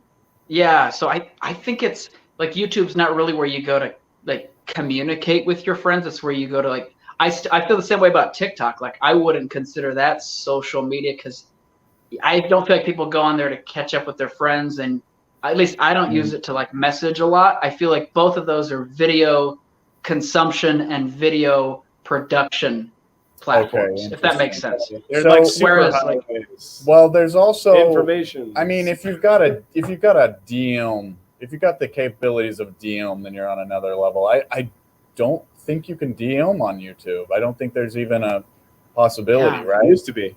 And also stories on YouTube, I thought turned into shorts, but I'm wrong. Stories they still show up and then they disappear. And then there's also the community board for, I don't guess all channels have the ability to have like a wall, like a Facebook. You can post videos, you can post links, you can post updates on there, polls, you can post polls. So there's also that. So YouTube is much more robust than the old YouTubes. But yeah, you haven't been messing with the stories because you don't have that, but you have been doing community tab. And have you been making content specifically for shorts? No. Or just re-uploading pieces of your sketches or your videos? I mostly use any of the like shorter form platforms like TikTok or YouTube Shorts as like little mini trailers to promote a longer video. So I think that's where I got bogged down with social media, was I was taking so much time to show them a little bit of a video that they were just watching that, and not enough of them were actually coming to the main video. Okay. Wow. So that's where I'm like, let's just focus on the main video. I think that I do sort of wish YouTube hadn't done the shorts, because I've noticed the same thing that happened with Instagram, which is everybody just keeps putting TikToks on there, and you can see the logo, like the TikTok logos on there. Right. So it feels weird. That's what YouTube wanted. They wanted people to do the short, and you can remix that. They added the whole remixing audio from YouTube videos, and I was like, oh man, people are gonna remix the audio from my videos that are doing well on YouTube. And I was like, I don't know how I feel about that. And then I was looking into it. It's been out for a couple months. Nobody's done it. Nobody's done it for my videos, so I don't even got to worry about it, even if they wanted to. No, I mean, no one wants to, so it's not even a thing for me. Yeah, I feel like people still want to use YouTube for what it's always been used for the most part. I have seen several creators benefit from their shorts, especially like stand-up comedians promoting like one joke at a time. Sure. It has given them a lot of traffic to their channels, which I think has helped, because those shorts will pop up. Right, of course. And those get more views than most longer videos. That is a brilliant way to utilize that. Yeah, they've blown up. And they just let them go. And if they die, whatever. Yeah. Yeah. I mean, I've been posting stuff on those platforms, trying to be more consistent this year. That's my goal. More of that later, but I've noticed it's all over the place. My analytics are just all over the place, and you know what? I don't even know. I don't know anything about it. I'm trying not to care. That's for sure. It's so hard, man. It's so hard to not take it personally, but then there's so many factors, like the time you posted, the people that were online, like accepting the fact that a lot of people don't subscribe, like they all use social media and video platforms differently. Some just watch and then walk away, and it doesn't mean they hate you. It just means they don't really interact as much, or they could be watching it on their TV. Now that you can open up the YouTube app, people aren't like going in and liking it and commenting on their TV. We don't know how they're watching, where they're watching, or anything like that. So that's the hard part. That's why Show and Tell is so great, is you can actually get live human beings reacting to your stuff. And whereas the internet, it just sort of goes out there and is, I hate that the word even algorithm exists, because it takes all the fun out of, like, I don't know, the beginnings of YouTube, pre-ads and all that stuff. It was the Wild West, and anybody's video, it felt like anybody's video could get in front of somebody. I see so many older videos of mine and of other friends where the average views were thousands. And now you can see huge creators with thousands and thousands of subscribers, not even be able to break triple digits on their videos. So it's of course we're racking our brains, being like, are we getting less funny? Like, do we suck? You know, should we go back to like the pre-HD quality videos that are all square? I think so. Maybe. No, I don't know. So you're. I want to show your video. Do you want to preface this with anything, and/or tell us a little something about like you? This is the second version of it, right? You're doing a few of these. Yeah. So I shot in the beginning of this year. I was thinking like, okay, what videos do I want to start the year off with? And then I was also thinking about New Year's resolutions, and I was like, man, goals are stupid now. I don't want to do like. I'm definitely a person who, and we've talked about this, where at the end of the day, I guilt myself so much because I'm like, you had this to-do list and you didn't check anything off, or you only got one thing done. Therefore, you don't deserve sleep, you know, and I just can't sleep at night. And then I just get in my head, like, you should have all these goals and you should be doing all these things and accomplishing these things. And I'm going into this year being like, no New Year's resolutions, no goals. Let's live it day by day. And if there's a day that comes up where you don't feel like doing anything, don't do anything. Because it was hard to create stuff before this craziness of the past couple years. Sure. But now you gotta do so much acting.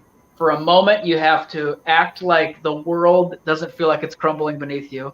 Yeah. And then you've got to brainstorm an idea and go, all right, I want to try and make people laugh today. And then you gotta execute it and then get the motivation to do it and put it out there. And so, all that being said, when I was brainstorming this, I was thinking about New Year's resolutions, and then I thought, I don't want to do any New Year's resolutions. And so the first thing that I did was make a couple of these videos, and I won't tell you what they're about. Yes. They're really short. It's really short, but this is the second part.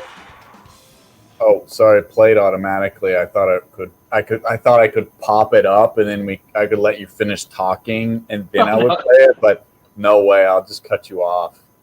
No, it's all good. This is the second I have one of these videos up on my YouTube channel. It's the newest video on my YouTube channel called New Year, New Me.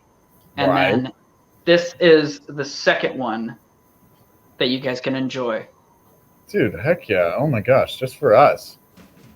Are you sick of people talking about how they're going to get in shape this year? Well, I don't know about you, but the only crunches I'm doing are Crunchwrap Supremes. Taco Bell. You look great. Take the day off. The complete and utter ending to Just that. a big old fart, dude. Just a big old We have been fart. advertising quite a bit on this show and not getting anything from it, huh? What's that? Do you want us back? Oh wait, Kyle just got a call. I think You said you're jealous because Taco Bell has it and now Rico has it? Oh, Rico is back. Well, if you want to work out a deal.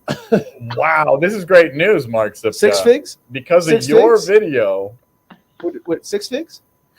We're getting 6 fig Newtons because of your video. Thank gosh, we're gonna be able to eat some Newtons. That tonight. conversation seemed to be going somewhere good, but my phone battery died. Oh, great. Oh, great. Has this ever happened to you? Try both chargers. Try. Dave Ketzel says my feature length movie that's been over 3 years on 3 years ago has 170 views, which is honestly that's pretty big accomplishment, Dave. That you've got 170 views on a feature length film uploaded to YouTube. That's not usually something, right?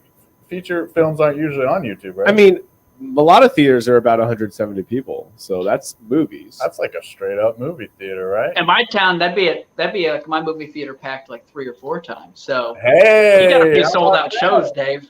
How about that? Okay. So you've got a couple more of these babies. You're sponsored by Taco Bell now. and you're See- putting out some of these. What? Honestly, it's not a deep explanation. The closest restaurant to us is a Taco Bell. Have I gone there too many times? It's really up for it's up for interpretation. Maybe. It's so good. It's so delicious. There's something about the sauce and the chicken quesadillas that makes me come back all the time. And Taco Bell didn't ask me to make this, but to be honest, I was cutting together a couple of these, and I realized, like, as I'm editing them, I go, oh, these just seem like not even sketches. They just seemed like pretty good Taco Bell commercials. And so on the first one, I had to add some more like a goofy tagline. And then on the second one, the other night, I'm exporting it, and I was like, dang it, I just made like 2 free Taco Bell commercials. Yeah. I bet these wouldn't even qualify under like parody law or whatever. And so what I've done in other videos before is a real comedic gold strategy, which is I went into iTunes and I have just a handful of good fart noises, and I was like, this video needs to end with a fart. And so yeah, that's the cherry on top, boys. That's what really took it to the next level. Amen to that, my man. I love it. I love it. Do you want to talk a little bit about your you've been acting in other people's stuff, including Gigi, who's been a show and teller, I think because of you brought her to show and tell, if I'm not Jen's mistaken. I think Jen's did. Oh, Jen's did. Okay, so Jen's had brought her along, and then Gigi saw you, and then I was like, can you be in this video? And then you guys connected, and now you guys shot another thing. Do you want to set this guy up? Yeah, so I got to be at Show and Tell. I met Gigi. She was awesome. She had worked with Jens on her series for Channel 101 called Kinda Flaky, which is terrific. There's a bunch of episodes online. And we just hit it off, and she asked me to be part of another video that she screened at Show and Tell a few months back called Analog Boys, which was so much fun. Yeah. And then she hit me up, I think it was earlier this year, about shooting an episode of Kinda Flaky, which was so much fun. Everybody in the cast and crew were so great to work with. And we got to improv, but Gigi wrote such a great script, and we were just laughing so much. And it was it was one of those moments where like you're just with people who are all there for all the right reasons. Everybody there is just because they love doing this. They love laughing. They just want to make something great. Right. And work with cool people. And so I got to play the assistant. My character's name is Jeff in this episode, and I'm just a total pushover, and I'm just trying way too hard throughout. But it was so much fun, really, to get to make this, and I'm excited to see what everybody thinks, because I think Gigi knocked it out of the park. So we're gonna play the essentially like the cold open right before the title, and then we'll tell everyone to go to Gigi's channel. She's gonna be uploading it soon. We'll go watch the rest of it. So we're gonna give you just a little tease. But I'm gonna put Gigi's YouTube handle right here, or YouTube link. So all you gotta do is click on it, and you can go to her channel. That should be popping up in the chat right now. So go follow her, as well as Mark Sipka, which we put the link in earlier. Go subscribe to Mark's channel, because he's going to be putting some more mad content out very soon. Rugi's up in here in the chat. Good to see your time for bed on the East Coast. Well, thanks for stopping by, Chris. Always good to see you and hear from you. But let's play a little bit of this. Let's play a little bit of this video. What do you think about that, Mark? That sounds like a great idea, buddy boy. I like your thinking. Okay, here we go. Kind of flaky. How are we looking for lunch? ETA for website posts Tuesday. Made a resin with Soho House for you and David Chang's caterer. And Mrs. Hanner's in at 10. He does look just like your grandson, Carol. You're too much. This is salt, not soap. That's 86 the fuchsia. And I'm gonna need you to sign that check. Yes, that's the one. We love that. The container, I look, it's pillar-like. I said no pillars. Miss Hanner? I know exactly what that means. How did you like the sample? They were really nice. We're just concerned with the name. We're reclaiming the word, Daniela. Besides, all of the proceeds are going to a TPD charity. Probably a women's shelter. Because, you know. Oh. And we're just gonna sign it A salt. Oh no. Did you hang up the phone, Jeff? We usually do the towel. No worries. I felt like that went great.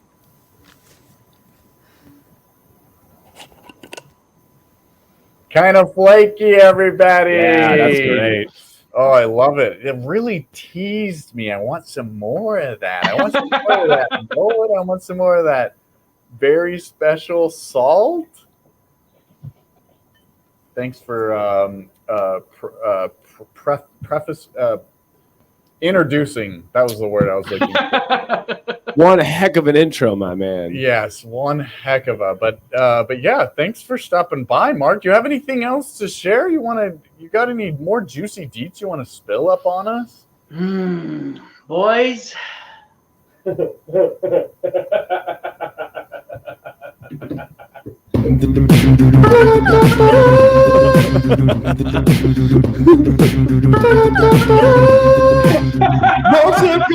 Mark Sipka, yeah.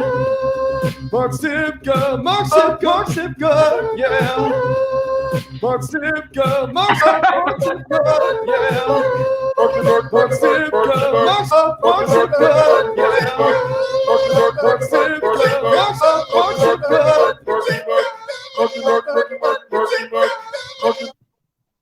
Is that something? Is that more or less what you wanted to say? Bro, you took the words right out of my mouth, and you made beautiful, sweet Helf music to it. Helf music to it. We love you, Mark. Oh, I love you guys so much. I really, You want to really know something? do. Seth and I were actually both talking. Yes, we were both talking. Yeah, we were talking during. Oh, I'm like over here doing. I see what you're doing. I'll let you do the thing. I'll let you do it. No, you can do whatever you want. Yeah, Matty K says we were both talking. Yes, we were both talking. Mark, during any time that you talked, we were talking. And, yeah, pretty much. And we were discussing business. Casual. Quarterly earnings. We thought, there might be space in the budget, in the budge. Yeah. We might be able to budge the budge. And just maybe we're going to make you mascot again, Mark. Maybe we'll let him back in. Don't tease me. Oh, is that something you want? We technically we got. We're joking, Mark. You're never gonna be mascot again. All right, thank you so much, Mark. Thanks for coming back. See you guys. Gotta run. Gotta run. Bye, Mark. We love you. Bye, Mark. Bye. That was Mark Zipka. Everybody go follow him at Mark Zipka Vids. He's on the YouTubes.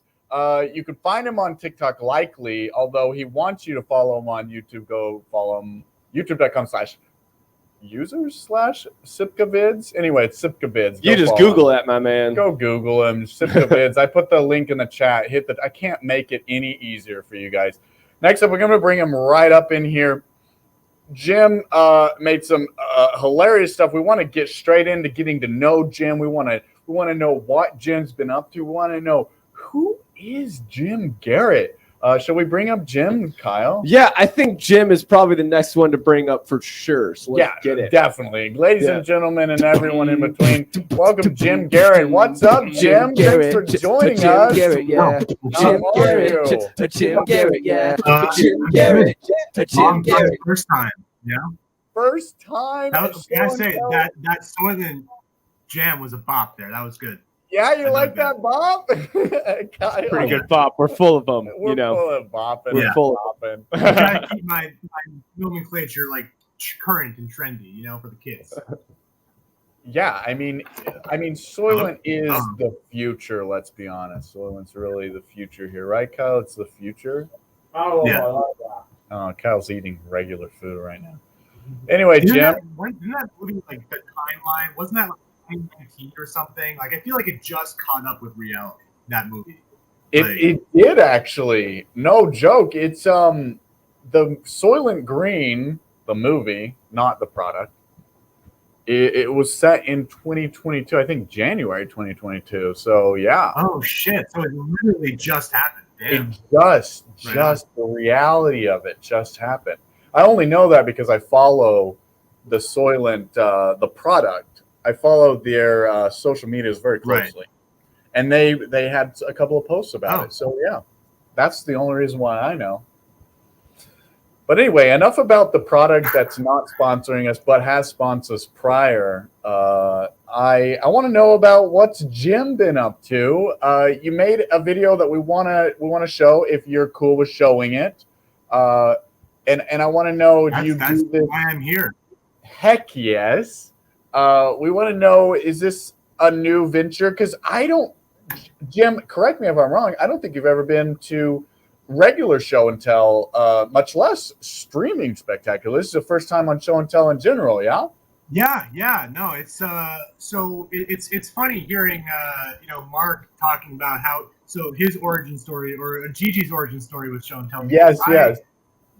Because basically, like maybe like a month ago, or actually, I think I went in December, and like basically I had been helping produce some of the Channel 101 streams and screenings. Oh, okay, and stuff. cool. And it was like, what else is going on in the city? Because pre-COVID, I go to like comedy clubs and whatever, and like going to see people just doing shit, and so basically I'm like, you're inside for that 2.5 years, 3 years at this point.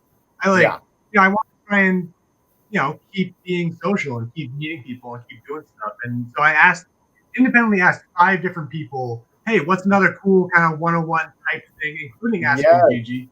And every single one of them, even being prompted, legitimately was like, oh, show and tell. Obviously, you have to check out show and tell. So I was just like, fuck, all right, well, I guess I better check it out. And I guess I better check it out, or else.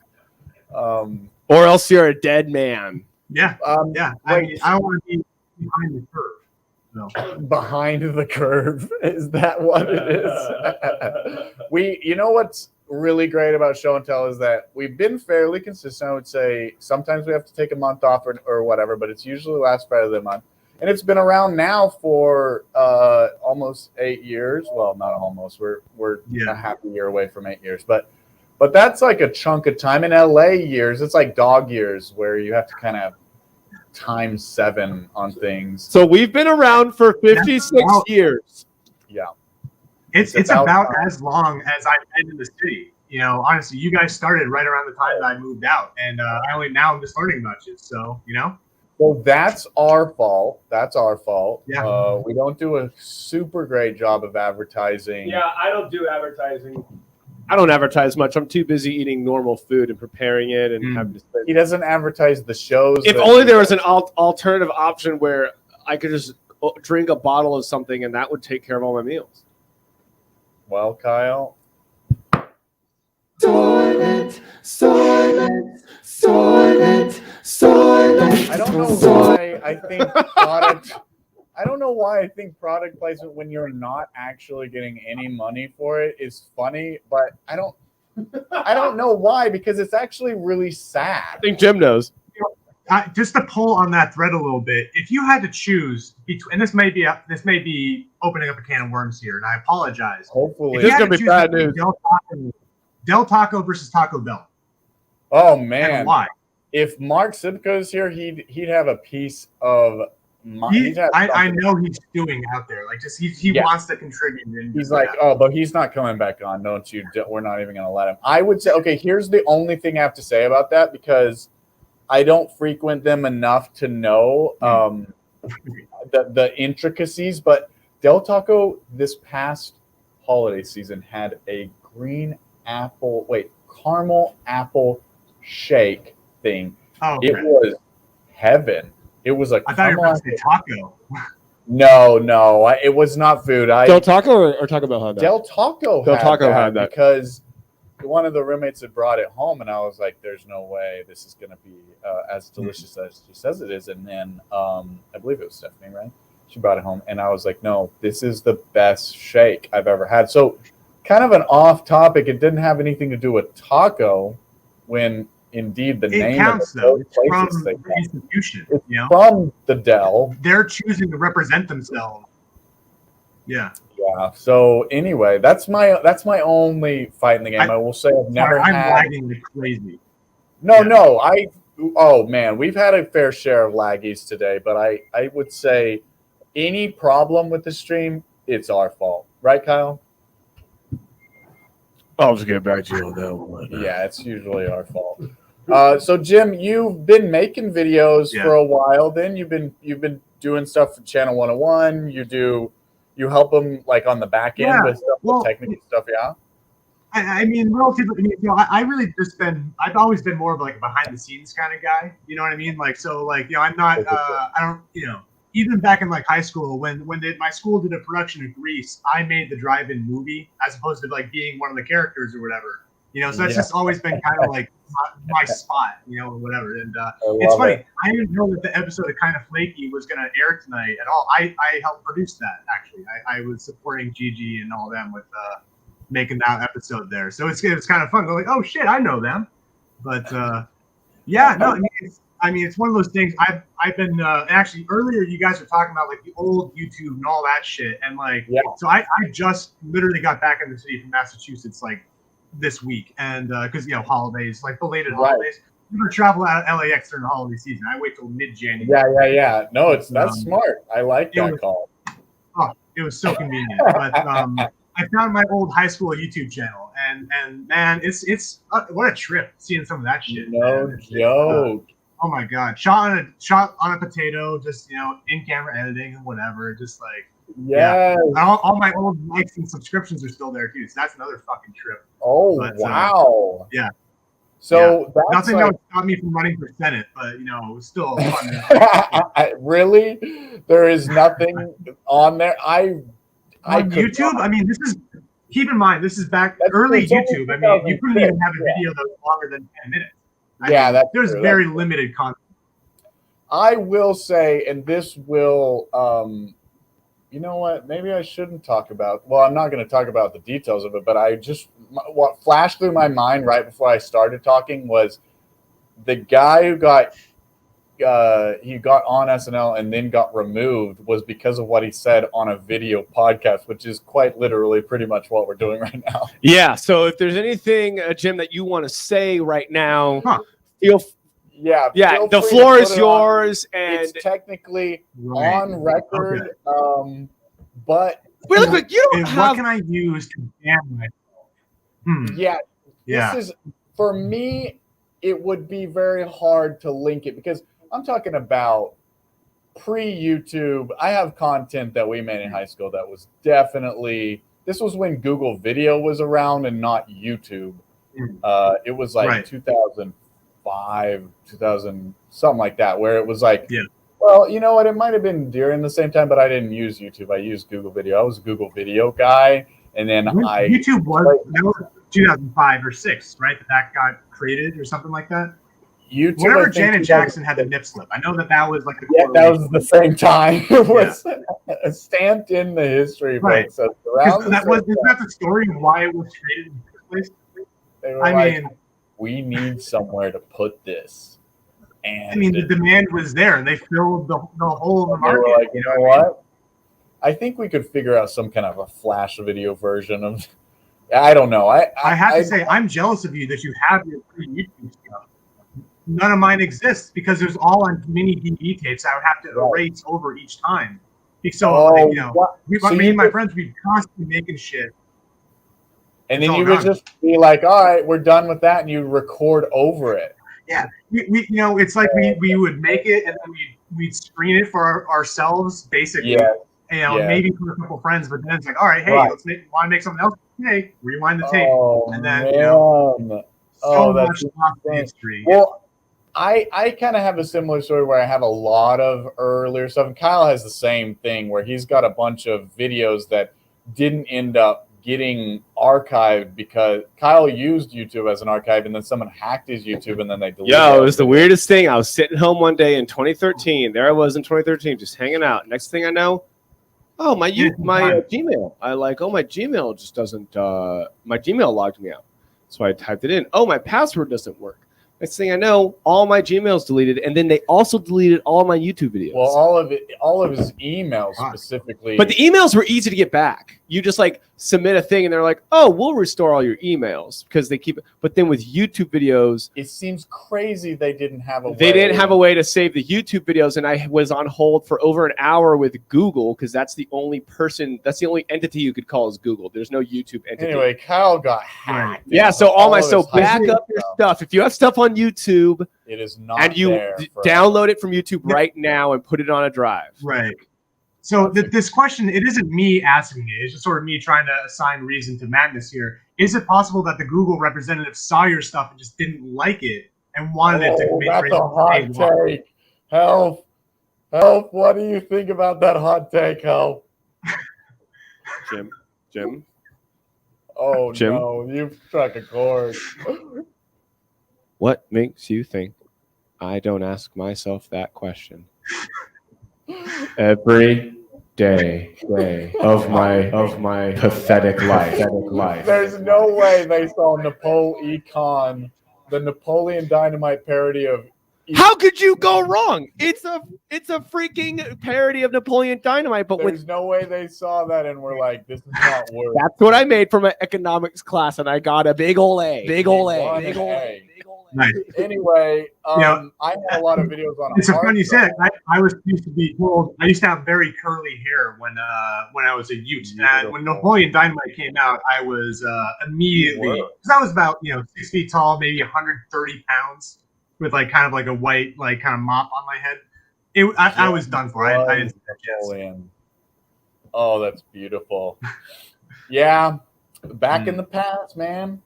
What's so Jim? What are you up to nowadays? Or let's talk about the future. What are you hankering to do? What are you looking forward to doing this year?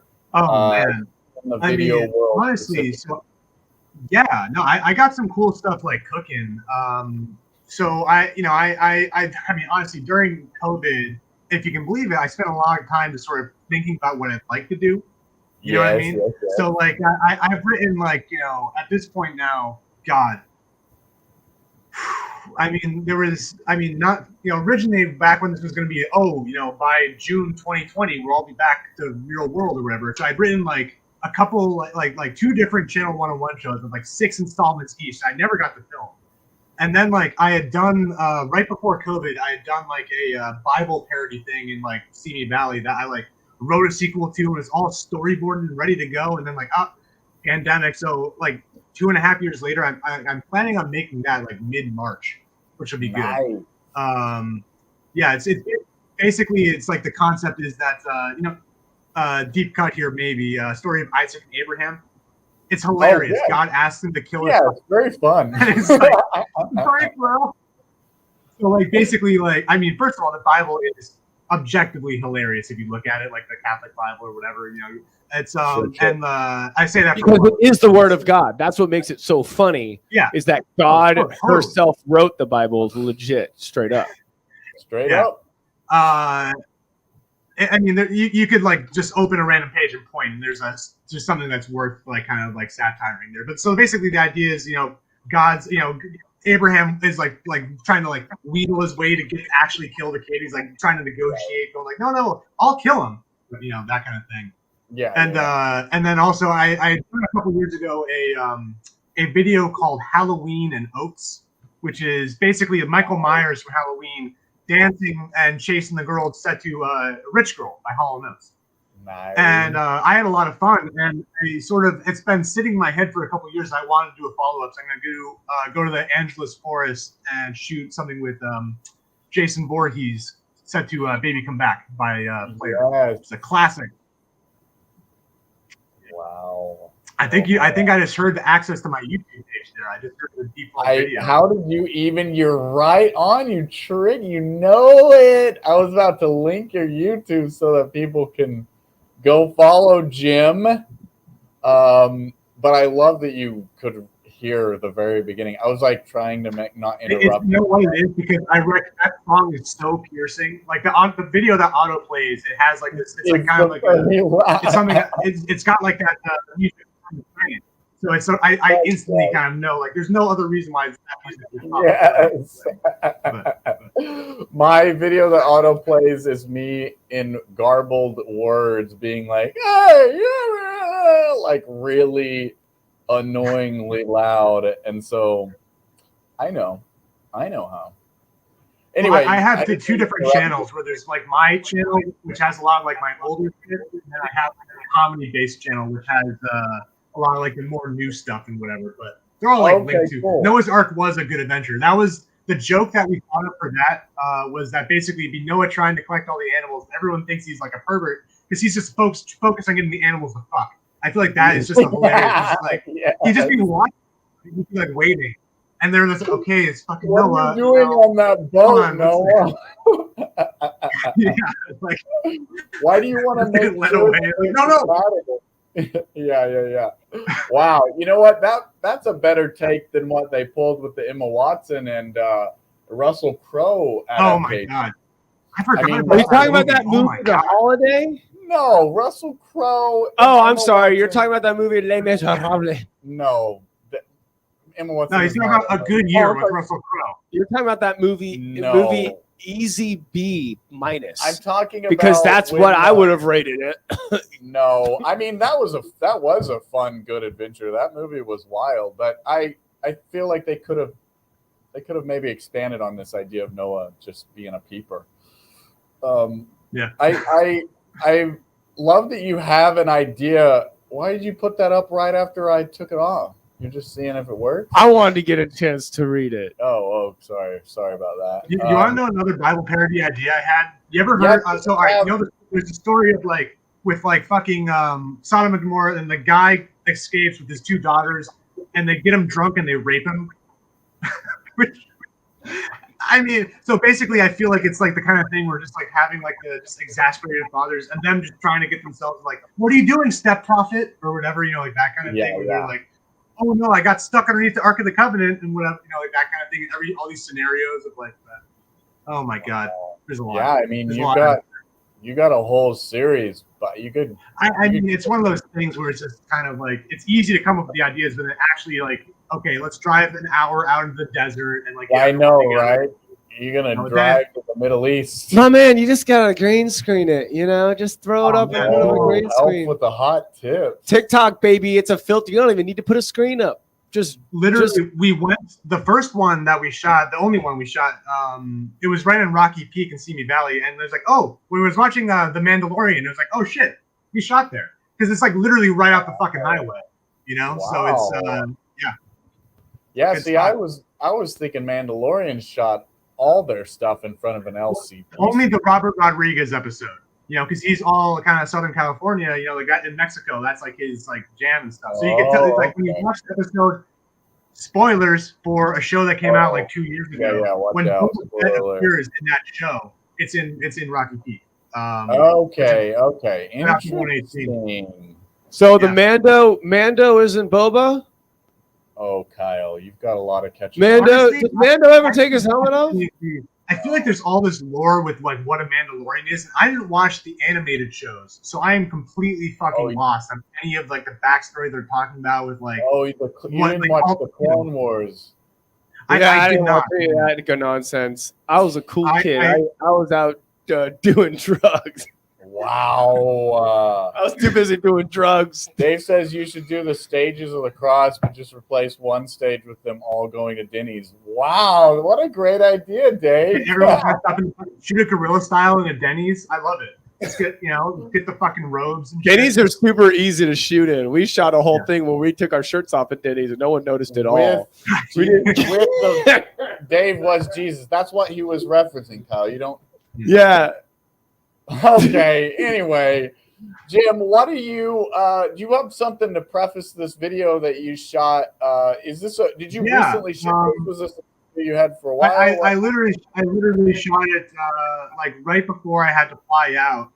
Originally, a flight to Massachusetts for a funeral. Woo! And basically, it was like one of those things. I was originally going to shoot it like with like like a friend acting in it and like an actual camera instead of an iPhone and microphone and all that shit.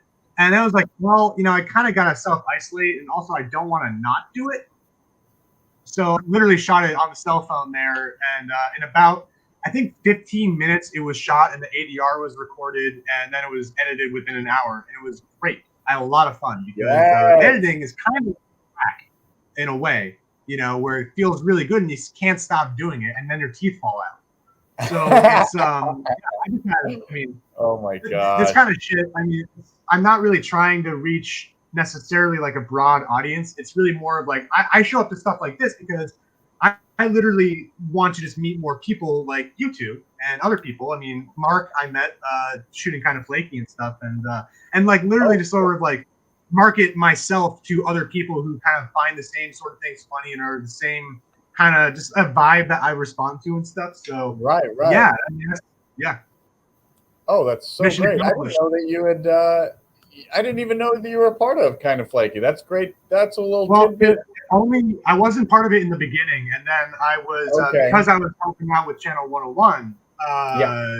Then I met Gigi through there, and she was, and then I like, can I have your help with this? And it's perfect timing because I was like stepping away from that stuff because I'm actually I'm gonna take some college classes at Santa Monica College. Cool, yeah. So I just like, I don't really have time for everything anymore. But then like Natick and Framingham. Hey, Natick, that has the only IMAX theater in Massachusetts. Wow! Little known fact for all you viewers out there. Kyle, did you know that? Framingham. Of course, I knew that. Yeah. Wow. That's hot, Dave. That's hot. That's hot. That's fire hot. Says Jason. That's fire hot. I love hearing about the connections. I love that you guys all now know each other. I want to see more stuff in the future, and let's play this video so we know exactly what we're talking about. Based on a true story. Based on a true story. Yes. Great. Awesome. Are you ready to go? Just a minute. Wallet, keys, sunglasses, phone, windows shut, bathroom, water's off, lights out. Ovens are all not on. Good to go. Did you remember to turn off the bomb?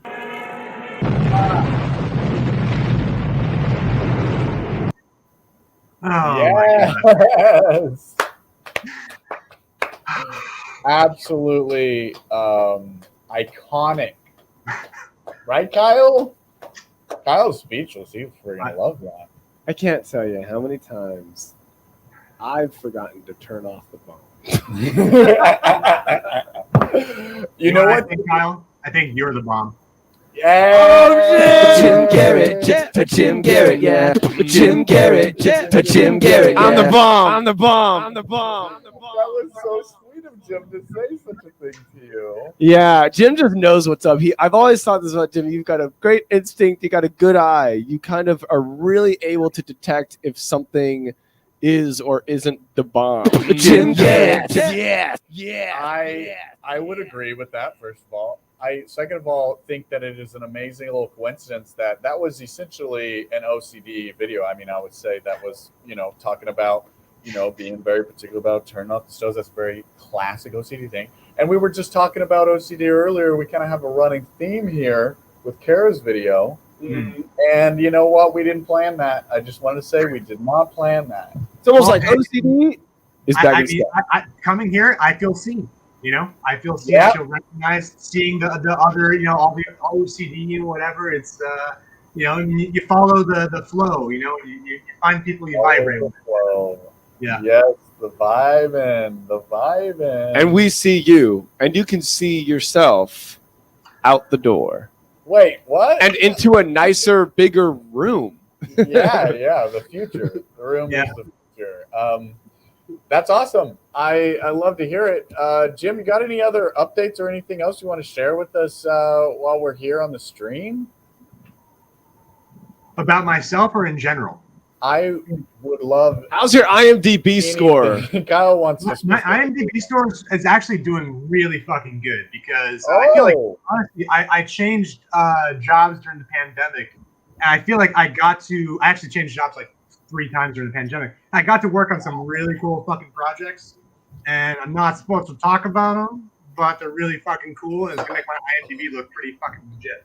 All right, here's right what we now, do. it's literally just years and years of just home videos and shit and whatever, you know.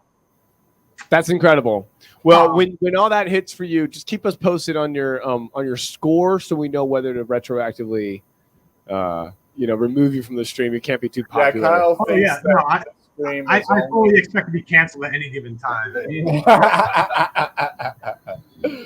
No, we Kyle. I don't know why Kyle has this. I think he doesn't want anyone to be more famous than him on the stream. Yeah, I'm 5,001. That's my IMDb score. Oh, there's an actual IMDb score? Oh shit! Is this like based on? Really? It's also a great thing you can just easily lie about. Don't look it up. No one look it up because He's literally doing it right now. No, don't look it up. Kyle is very. I'm done famous. for. Now who's canceled? No, Kyle, you're not canceled. You're very famous. We need people to know that. And Fortunately, the nice thing about me is that I am like basically, how do you say, like a black hole of like recognition and notoriety. So, by standing next to me, you just shine so much brighter. You know what I mean? I'm listening.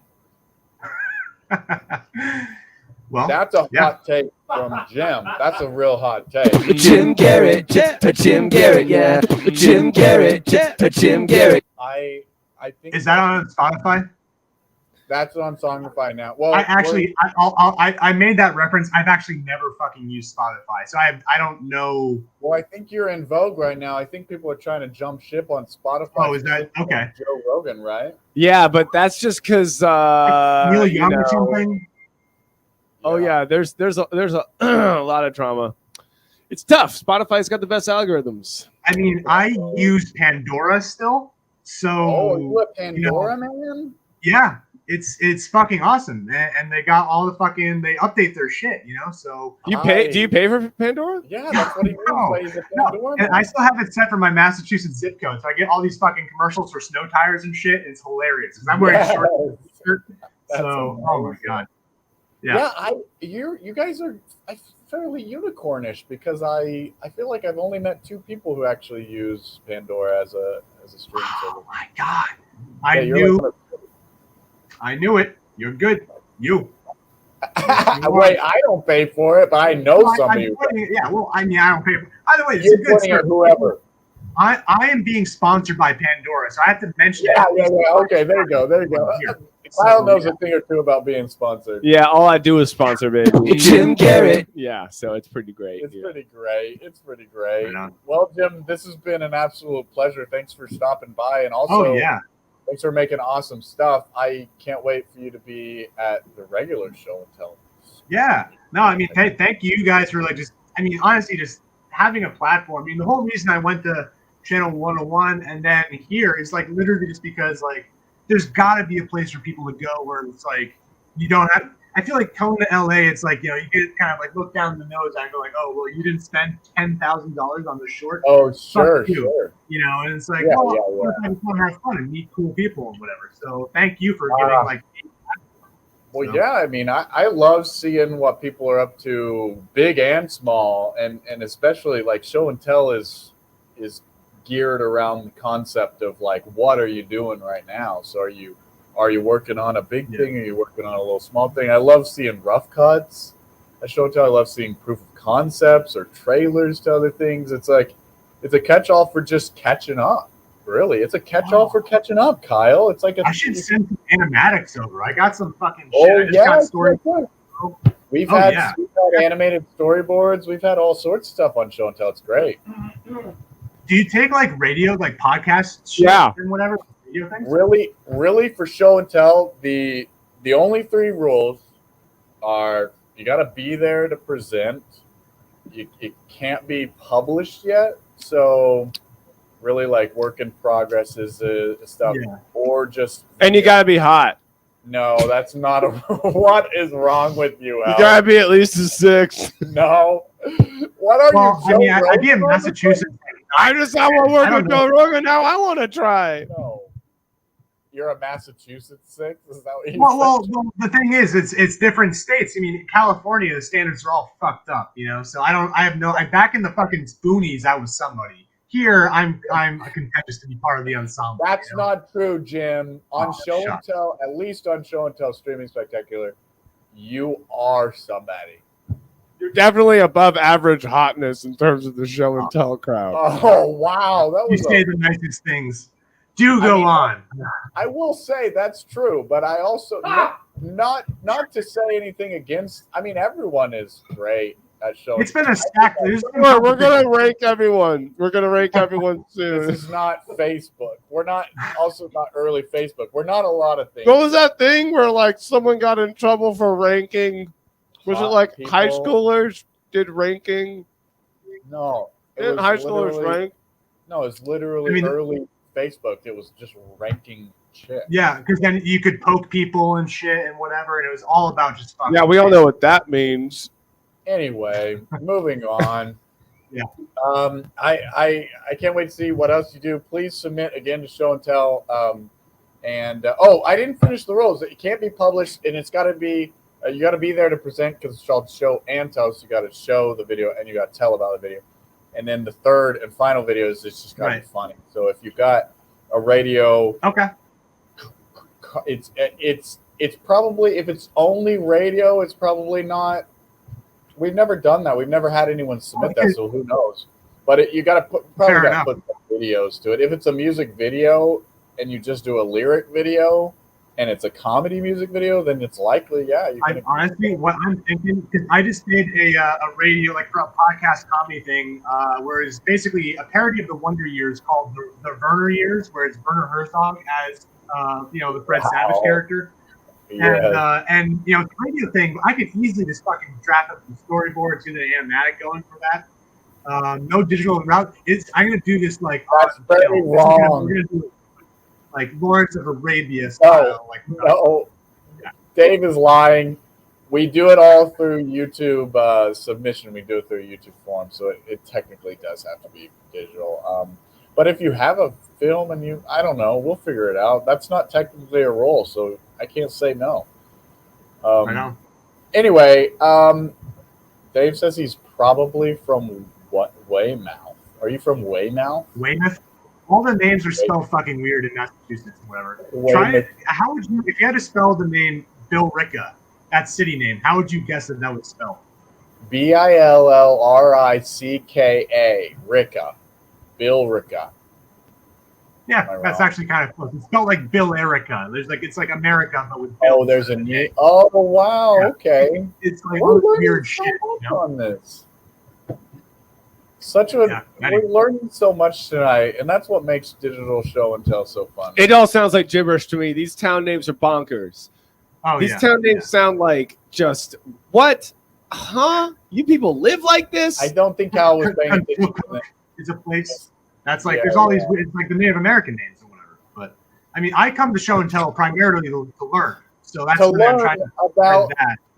About names of cities. Sure. I mean, we do it. We're doing Obscure it now. Massachusetts. Yeah, no, I'm really can't.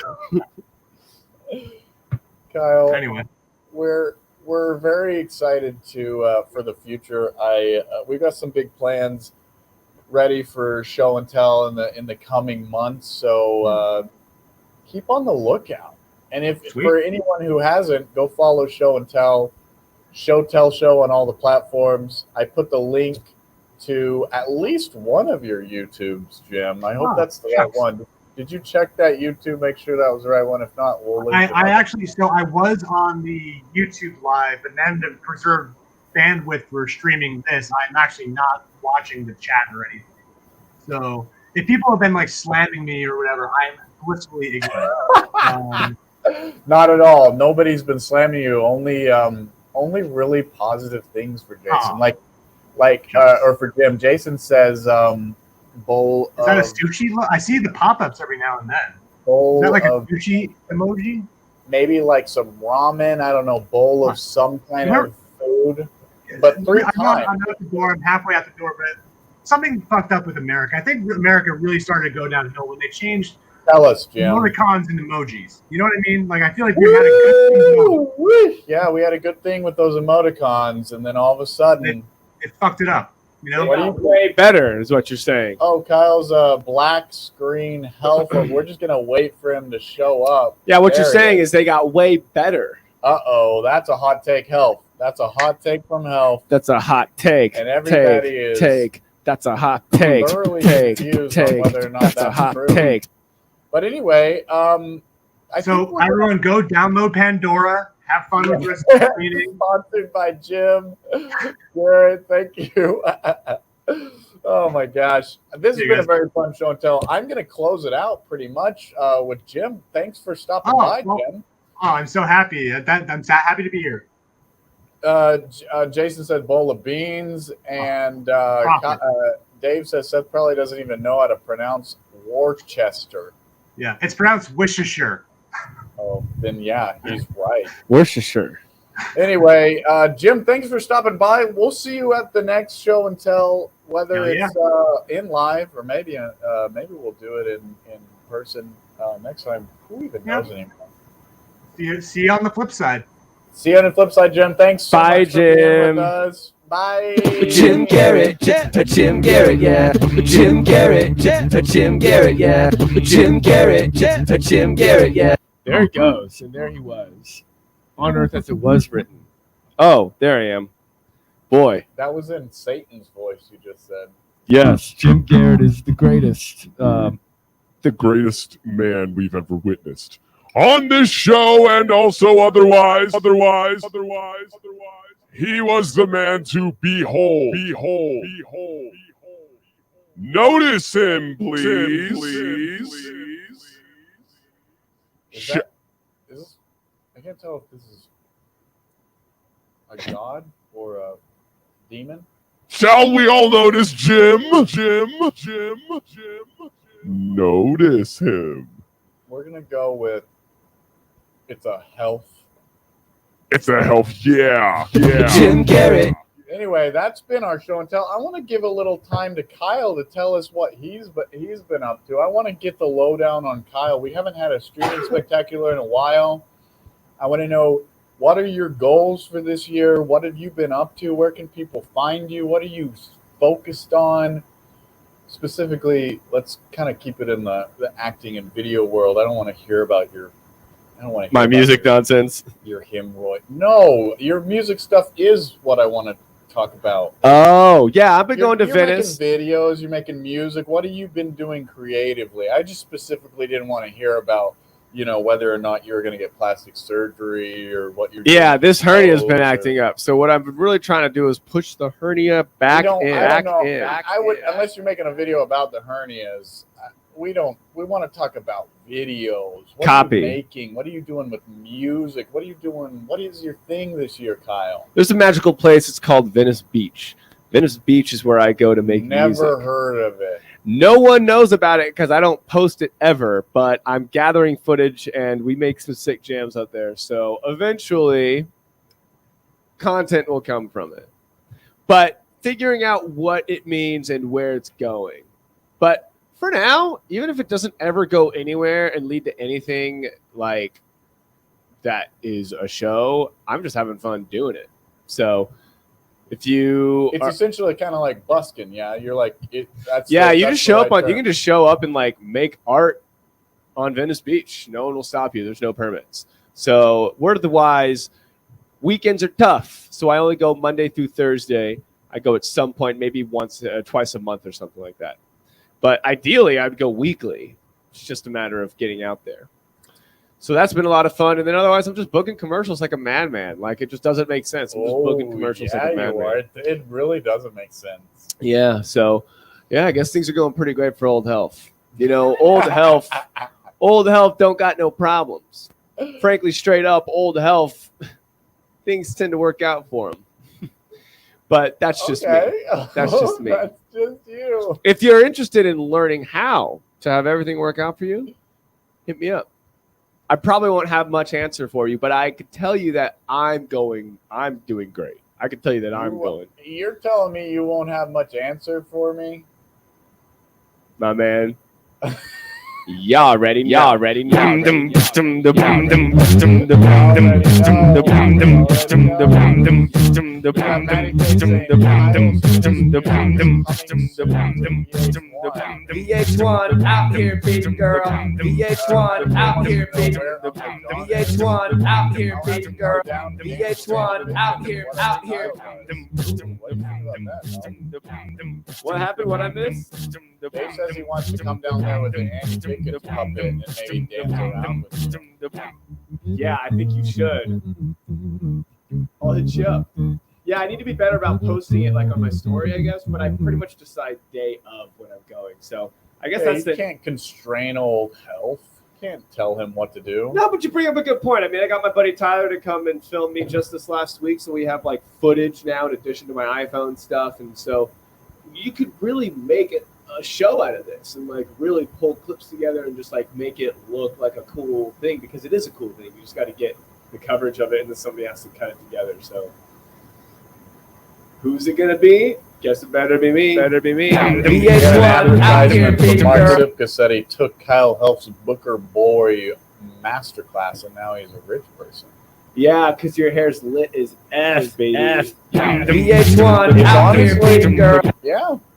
I mean, No, I wouldn't put it past you to get some audition tips from old Helf. He's a. If there's anything I've learned, it's that I should probably just get a mullet. VH1. But I'm not going to do that. It takes too long.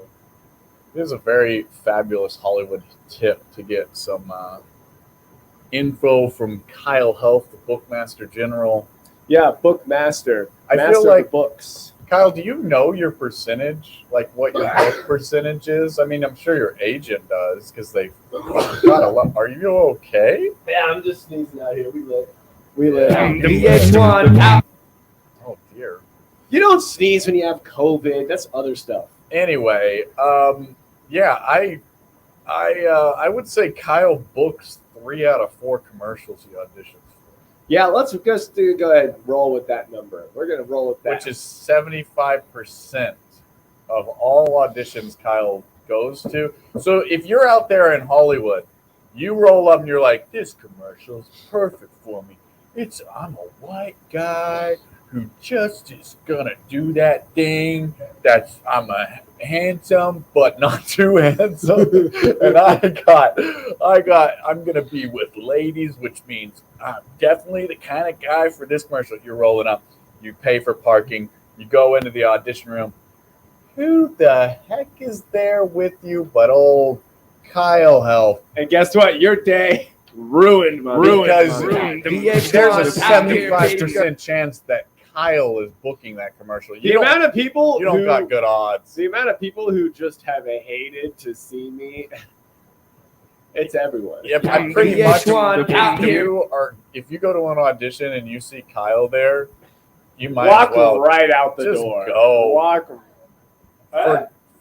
Forget about it. Who's the one that? Who's don't the person even that I'm afraid do of? the audition anymore because you're not going to get it. So it's a waste of your time. Drive back to wherever hole you crawled out of. It was a hole, dark and damp. VH1 out here, baby girl.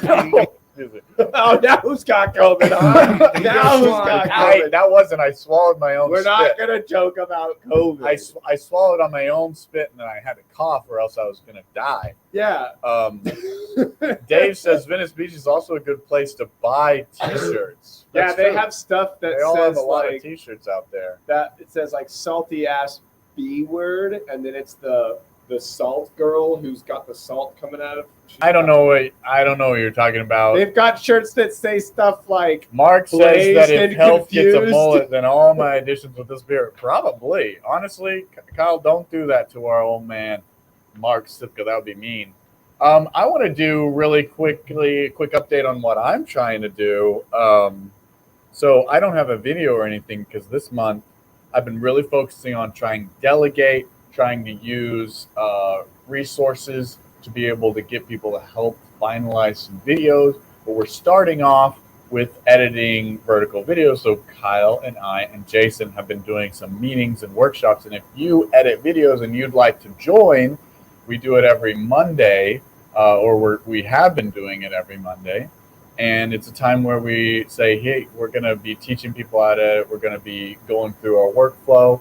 Here's some old sketches. We're turning them into vertical videos so that then we can upload them to Instagram Reels, YouTube Shorts, and TikTok in order to kind of drum up some more Patreoners, some following. And that's all essentially to build up for me to be able to sell a TV show. So that's like my main goal.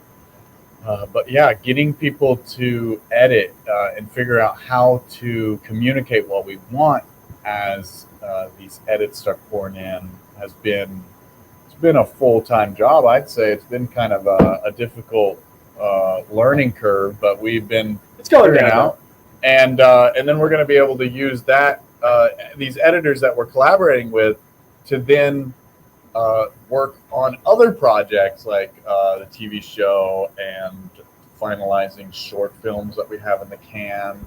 I have so much man on the street footage that I'm hoping to work through and figure out. So that's a big plan for me this year, as well as do a lot of collaborations with people that are on Show and Tell. So if you are a show and teller, I'm going to want to start doing more collaborations every month. So we're sharing the work and then the finalization and then the presenting it at Show and Tell. I think that's something I'm really looking forward to. And then also Patreon. I've been pretty consistent on there. If you go to patreon.com/Sethward right now, we have a special offer where we're giving everyone these magnets that Maddie K designed. It's an amazing magnet. I'm going to tell you, this magnet, I have to switch over to my other really quick. That's also a thing I'm doing. Is there's a stream that I'm doing called the Fringe Ship Stream that I'm going to try to do bi-monthly, where I bring on a guest and we talk about whatever they want to talk about, but it's a way to just get things out. This is a sticker. We have less than 10 days left. If you want a magnet, go to patreon.com/Sethward. This is technically an ad. This is a real ad. So on those fake ads that we had, Kyle keeps doing these fake ads. Yeah, because they're great. But this one's a real ad. Go find yourself a magnet. It's a wild magnet. I'm going to ship it straight to your door. It doesn't matter what tier you're on. Go to patreon.com/Sethward and get that magnet. I'll ship it to you right now. I'm going to ship it to you. Hey, no questions asked. No matter what tier you want. Look how cool that magnet is. Maddie K made that magnet. It's so cool. It'll stick on anything metal. Well, steel. It won't stick on aluminum because you know how magnets work. That doesn't work. You can't put... Aluminum is a type of steel. It's not a type of steel. It's a type of metal. It's not going to work if you try to stick... You're telling me we can't just put steel on magnets on the... You can put magnets on steel. Yes, it will work. It'll still work. But you can't put magnets on aluminum. That's a type of metal. It's just not going to work. You can't put it on... I mean, some zinc-coated galvanized, you can still put it on. But if it's really thick galvanization, it's probably not... Again, it's not going to stick as well. But anyway, enough about this metal talk. You're going to want a magnet. You're going to want to go to patreon.com/Sethward and get that magnet. Let's see if anyone else cares about what I'm talking about. Matt Kill, you're genius. Look at that magnet. That's true. That is straight up. That is a true thing. Where's the gibbon represented on in Matt? Well, let's take a look. Let's take a look at this magnet. We definitely got caterpillar. We got bunny. We got giraffe. We got octopus, phoenix, chicken, cow, peacock, snake, walrus. Huh. Yeah, I don't see a gibbon in there. I don't see a gibbon. I'm sorry. Rough, dude. I'm sorry, Dave. I'm sorry, man. But I will say this: if you've been on Patreon, you've seen the behind the scenes of this new graphic that I've been showing. It's an amazing new graphic that I just made T-shirts of. If you're on Patreon, you can get this T-shirted graphic for half off if you're on Patreon. Otherwise, you can buy it on Amazon. for full price. But this also doesn't have a given in it. But if you go see the behind the scenes of us making this, well, I didn't make it, but Santiago did, who's on Instagram. He drew a given at first. There was a given that he did draw. At first he drew it, and then somehow didn't make the cut. I'm not entirely sure why he decided not to put that in at the very end, but sorry about that, Dave. Maybe in the future. The barnacle is underrepresented as well on both graphics. There is no Sethward barnacle. I'm so sorry about that. Most important part on the inside. The given is represented. It's just on the inside. Anyway, that's what I'm up to. That's my plug. Kyle, you got any plugs? Yeah, Fresh Fish Comedy. We're going to come back hopefully in February. So come through, watch us live, Comedy Baby live. Wait, Fresh Fish Comedy? Whoa, what's that all about? Oh, my man, it's just in the backyard, just down the road from here in Python, California. Why don't you come check it out? It's live stand-up and variety acts as well as me doing musical sidekicking hosting. And if you think that I'm hot, Wait a minute. You're telling me I can see you perform live? I don't even have to drive all the way to Venice Beach, which is kind of a little too far for me, let's be honest.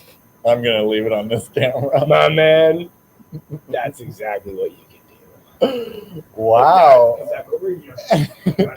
VH1 out here, baby girl. VH1 out here, baby girl. Oh, I didn't have my headphones out here, baby girl.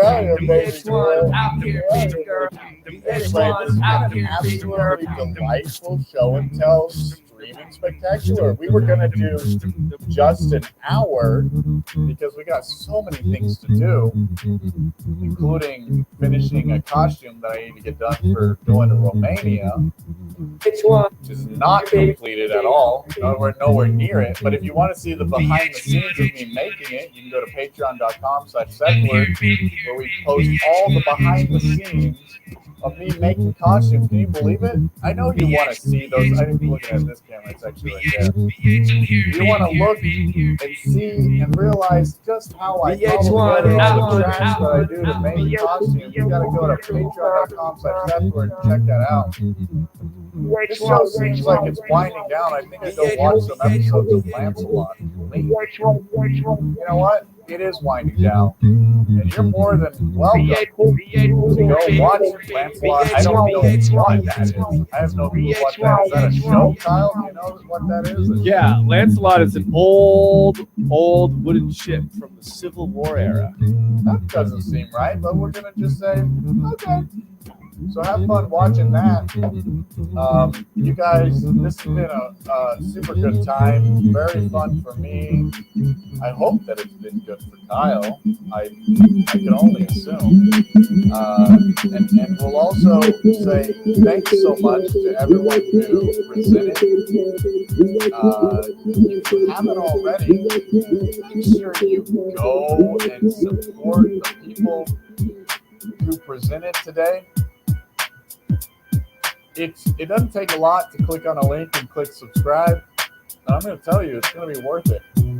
Go check out Will Dove, making some fun stuff. Go check out Carol Morgan on Patreon, YouTube, TikTok.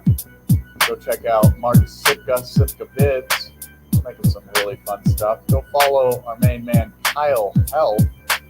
If you know what's good for you, you're going to go follow Kyle Helf. And lastly, but not leastly, go follow Jim. Jim's a new show and teller, and let me tell you, go give him some love. We love Jim. Jim was great. I love talking to Jim. I'm not ever going to give Jay's, what's his name? Redley697. Never giving Redley697 a shout out.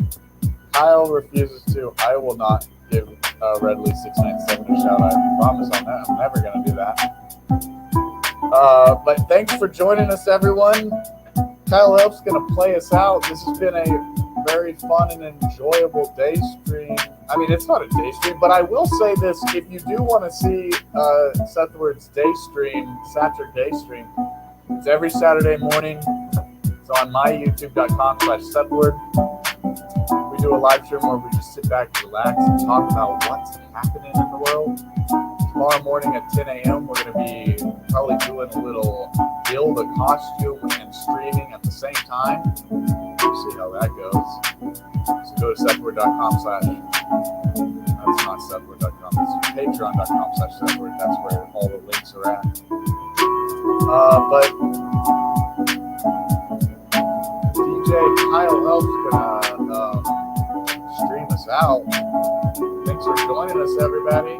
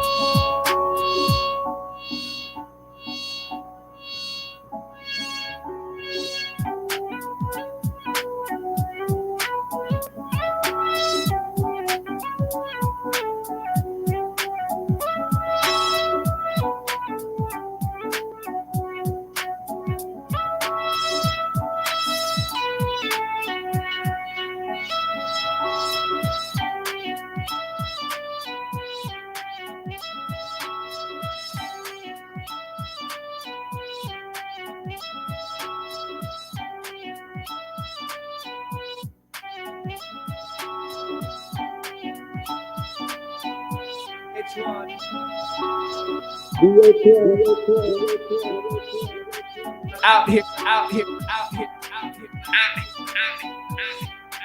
out here, out here, out here, VH1, VH1, out, out, out, out, out here, out here, VH1, out, out,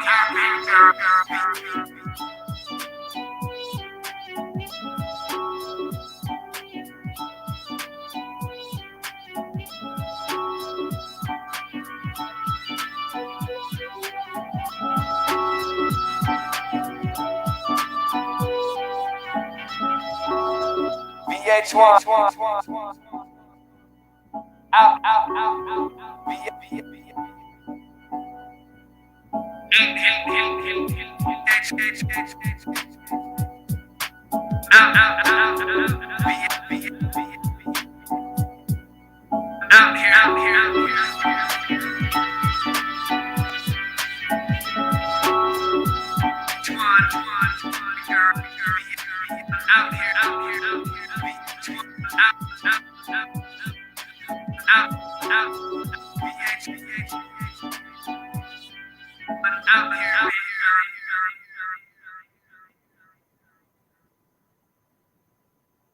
Okay, okay, bye. Okay. Oh, okay. Oh. Oh. Okay, bye. So long. So long. So long. So long. So long. Okay, bye. Hey, bye. Hey, bye.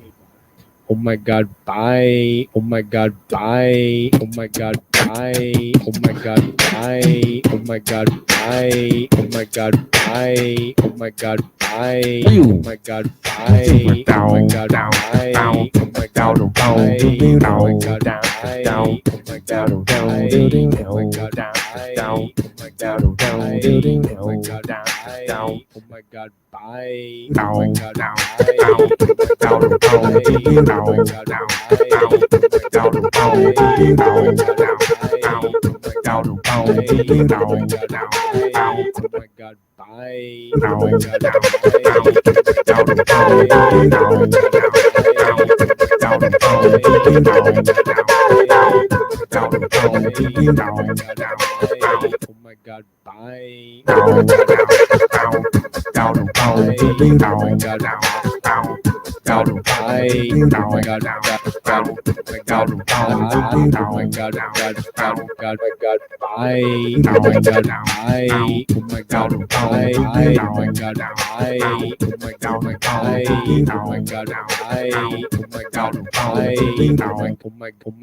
Oh my god, bye. Oh my god, bye. Oh my god, bye.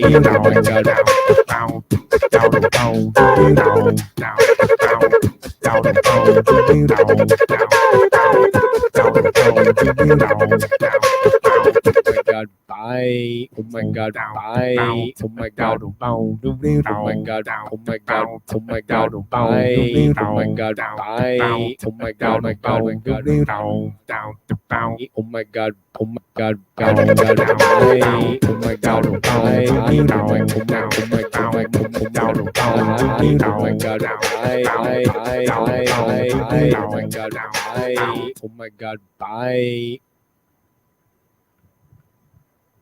Okay. And now I'll do that song in Spanish. Adios, adios, adios, adios, adios, adios. Oh my god, bye. Oh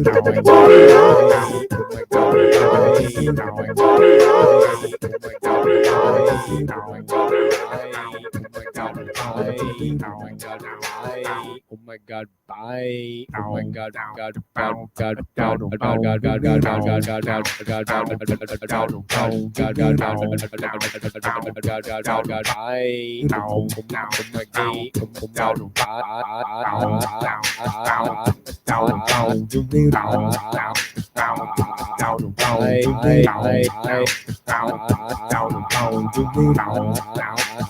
oh my god, bye.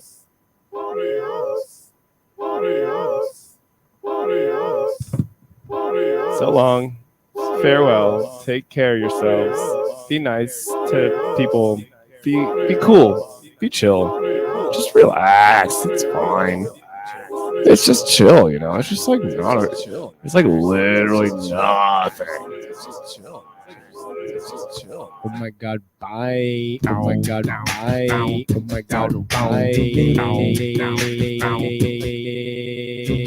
god, bye. Oh my god, oh